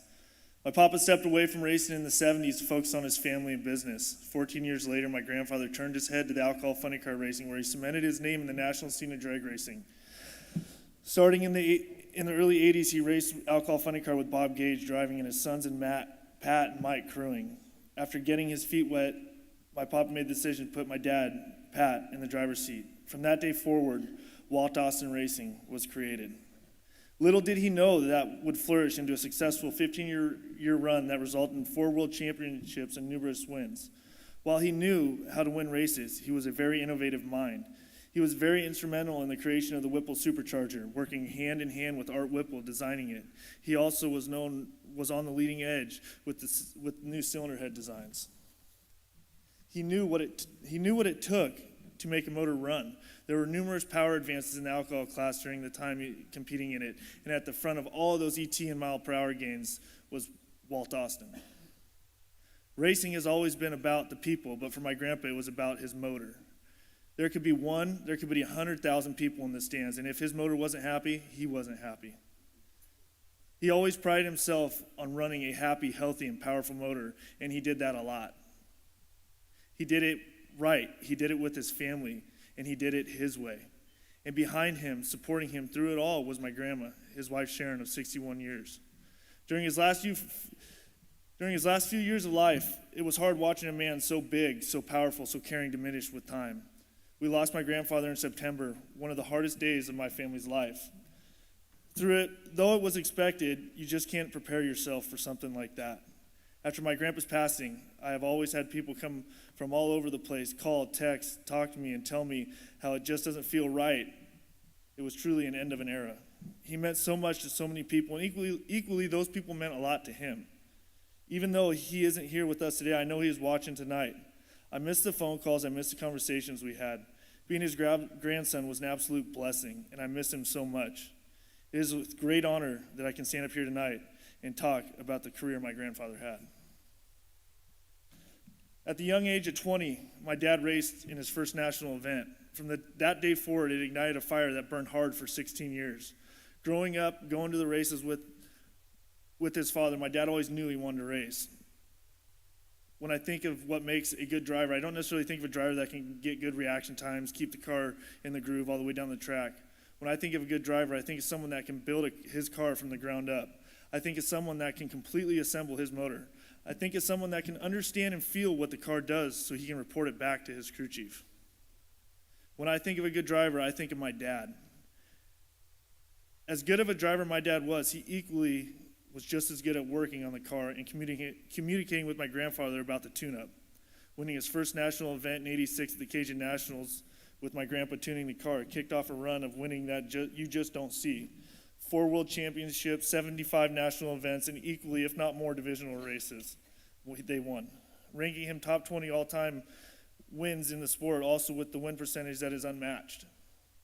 In 2002, the NHRA labeled him the most successful drag racer born after the 1940s and the best driver of his generation. He had the first 250-mile-an-hour top alcohol funny car run and the first pass in the 5.5-second range. My dad was one of the most pure and talented drivers this sport had ever seen. As smooth as he was at driving his car, he was just as smooth as sliding his fuel car down the track. Being the first driver to ever double up at a national event, which he did in '91 at Heartland Park, Topeka, he was a burnout away from completing that feat at his first ever race, pulling double duty in Indy. Talking with other drivers and his friends, they say no one could handle the car like my dad. He was fierce, he was ruthless on the tree, and he knew his car. I know my dad, and I know that he doesn't talk about his wins, his accomplishments, what he did in the sport. I know what he prides himself on and what means the most to him, and that it is he raced and did it with his dad. My mom, sister, and I were at every race we could possibly attend because just like his father, it meant the most that he did it with his family. As good as my dad was at driving his race car, he was just as fierce and intense sitting in the driver's seat. One of my favorite quotes of my father's was he was so intense staging that car that he could almost see the electricity going into the backside of the bulbs. I know how proud my father is to be here tonight surrounded by his family and dear friends, and I have always looked up to my father. There's not a better father, friend, racer, and mentor. I strive to hold myself to its standards every day. Long overdue is with, I strive to hold myself to its standards every day. It was a great ride for my grandpa and my dad. And for their final ride, long overdue, I now would like to present to you my best friend, my father, Pat Austin, your 2024 Hall of Fame inductee on behalf of himself and his father, Walt Austin, also your 2024 Hall of Fame inductee.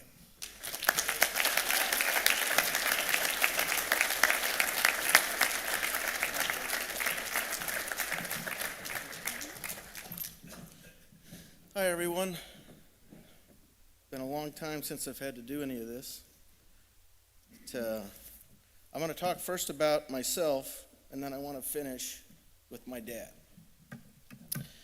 I'm going to use notes for myself, and I'm going to shoot from the hip for my dad. So, here we go. Thank you, everyone, for being here. Thank you, Big Daddy. We appreciate everything you've done for drag racing in the past and the future, and especially tonight. Congrats to all. Congrats to all of tonight's recipients and past recipients. We all wanted to contribute to the sport, to set OET, to win the event, but we really never thought about being inducted into a Hall of Fame. This is like icing on the cake and a real honor, and we appreciate it very much. I retired from driving when I was 37 years old. I did that because I wanted to spend more time with my family. We hit it really hard as a family and a group for 16 years. Starting out with just me and my brother and my dad, driving to Baton Rouge, not qualifying, and getting real mad about that, and looking forward to the next race. I knew it was time when my focus changed from winning races to helping my wife raise our family. I did, right? Okay. As much as I love drag racing, I wanted to put that 100% effort into my family. But when we were racing, it was full throttle all the time. Whether on the track, at the shop, at a sponsor event, or at a bar. We hit it really hard. Even though we started out an alcohol funny car, we tried to operate as a professional team. And this really came together when the Castrol Super Team was created. We were really the first nationally sponsored alcohol car running all the NHRA events. Okay, lost it. Run all the events, as well as some IHRA events. The tide raises all ships, and that Castrol team enhanced all of drag racing. I would like to thank John Gardella, who is not with us anymore, for believing in us.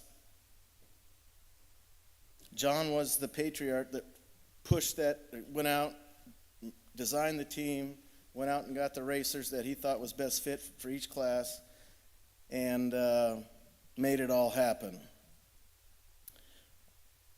We were the winningest car on that team for the first 10 years of a 12-year relationship. We raced as a family. A lot of families race. As easy as that sounds, it wasn't always that easy. The reason God made friends is to apologize for relatives. That's pretty good, isn't it? Yeah. I think everybody has something to say about that. I have had the good fortune of being in numerous award ceremonies, and I get to pick up the hardware. But I am here because the friends, crew members, sponsors, suppliers, fans, and all of the people who believe in us, they are all in our Hall of Fame. Today, my kids are raised and married. I have grandchildren, and we went back racing a few years ago. We started in a front-engine dragster, A-fuel front-engine dragster, in the NHRA Heritage Series, which my son drove, where he won a couple of championships. During the COVID, we built a nitro funny car with my son driving. We showed up at our first race, the California Hot Rod Reunion, where we set low ET, won the race, and really haven't hit our ass since. But we're working on it. You know, when they say about nitro, it's here today, gone tomorrow type thing, you know, and I'm telling you, I feel like I've been in 50 fights and lost every one of them. But we're going to fix it. And this is with a Ford Boss 429 motor that my dad designed and had built, and then NHRA outlawed it. It was legal in the rule book, but my dad has been through this numerous times because of his innovation, and he challenges a lot of the rules. And if you're not challenging the rules, you're not doing your job as a crew chief.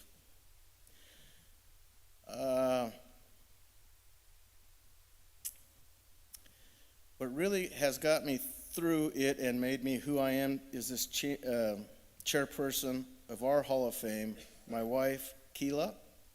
Thank you for putting up with me, Kalitta, and letting us do this. I know you're not always happy about it, but you'll get over it. And my daughter, Allie. She misses me when I'm gone, and I miss her. So, hard to imagine anyone more supportive than them. They pick me up when I am down, and they bring me back to earth when I get wound up, which years ago used to happen a lot. I would not be here today and be inducted into this International Drag Racing Hall of Fame were it not for my dad, Walt, and my mom, Sharon. My mom wanted to be here, but she did not want to leave home at this time.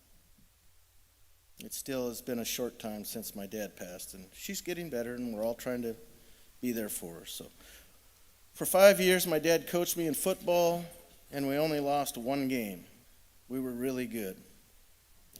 For 16 years, he was the most winningest crew chief in alcohol racing. We didn't win them all, but we showed up at every race to win. For 61 years, my dad was married to my mom. My dad, my crew chief, my mentor, and my friend. Godspeed, Dad. Thank you.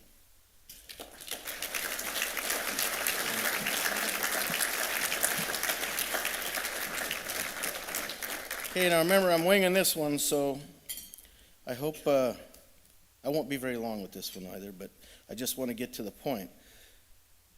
As an intro, my dad was a hell of a racer, but he was a great dad as well. Just his first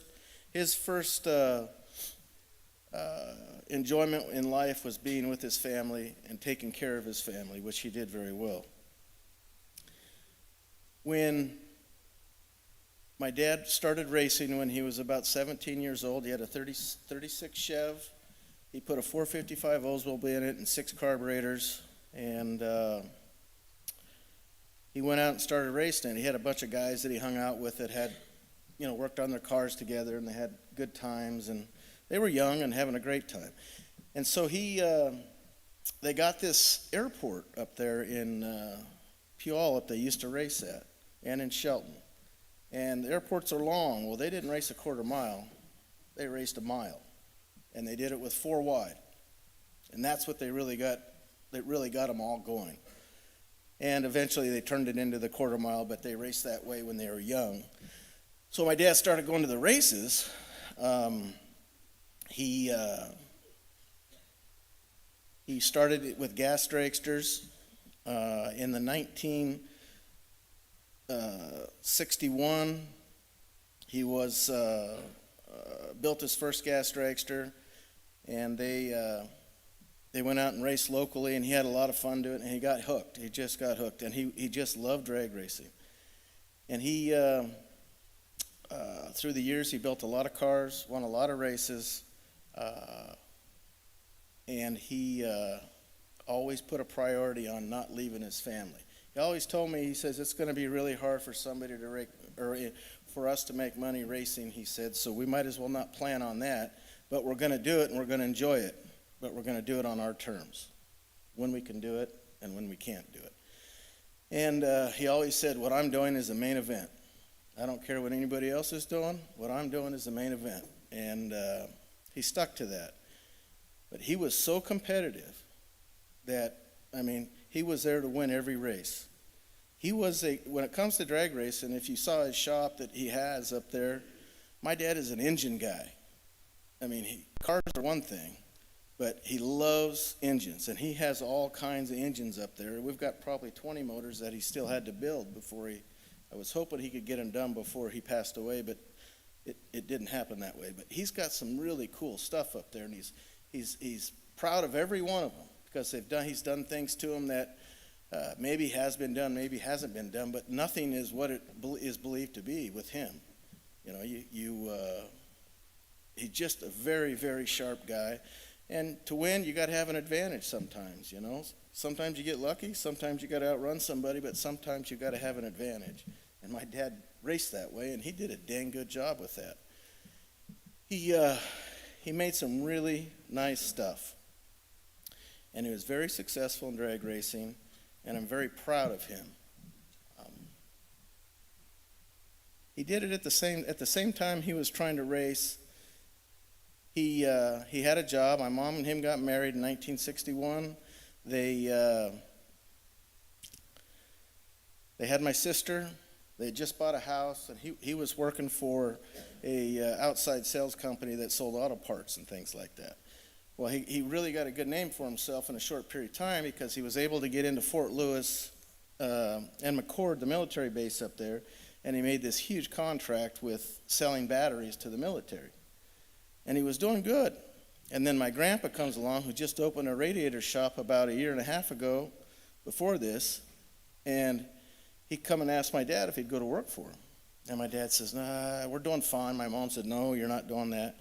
And so he denied him. And then a couple weeks later, my grandpa came back, and my dad really wanted to do it, so he did it. He went to work for my grandpa. 2 weeks later, my grandpa died.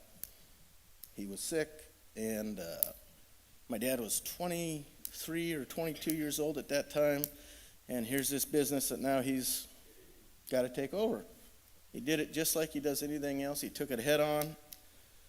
He expanded that company from one shop to 34 shops to 12 nationwide warehouses, and he sold that company in 1994.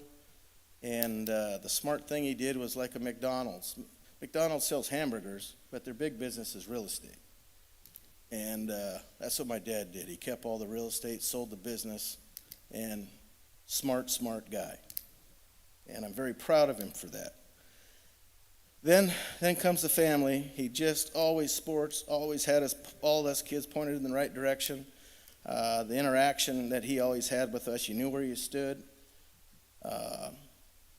He wasn't a guy that would not come home at night unless he was working, which he always was when he was younger. And you look at the family life we had, I go back and look at it, especially after he passed, and I just said, I want to be that guy. But I said it long before because I knew who he was, and when he died, I said, thank you for teaching me that, Dad, because it worked out really good for me.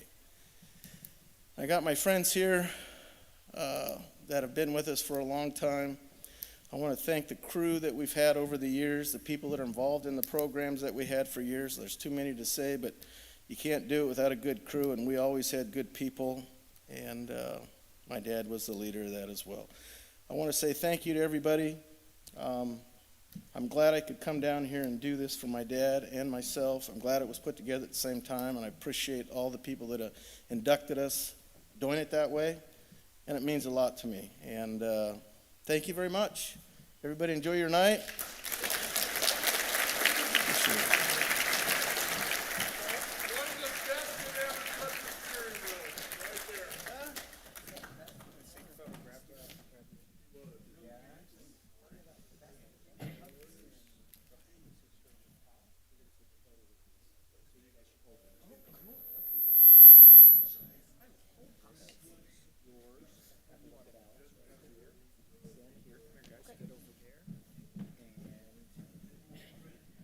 All right, ladies and gentlemen, final photo of the night.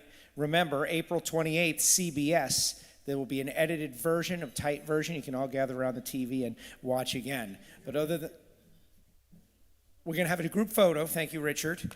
Everybody who was inducted into the Hall of Fame, stay near the stage. We're going to do a group photo at the conclusion of this. That's right, Richard. Last year, tracking them down was tough. But other than that, that's all, folks. Thank you so much for joining us once again. We appreciate you greatly. Don't forget to go to the Hawthorne Room where you can pick up your glasses. Brought to you by Wright Trailers and Roy Hills Drag Racing School. And how about our great sponsors, the ring sponsor of Summit Racing Equipment, and, of course, Pat and Jerry Baltus. Thank you so much, of course. Over there, Wright Trailers, Roy Hill, and the Bill Simpson Foundation. My name's Joe Costello. It is absolute an honor. Thank you so much. I appreciate this. And remember, April 28th, you can see it all again on CBS. Enjoy the Gator Nationals. We'll see you at the track tomorrow.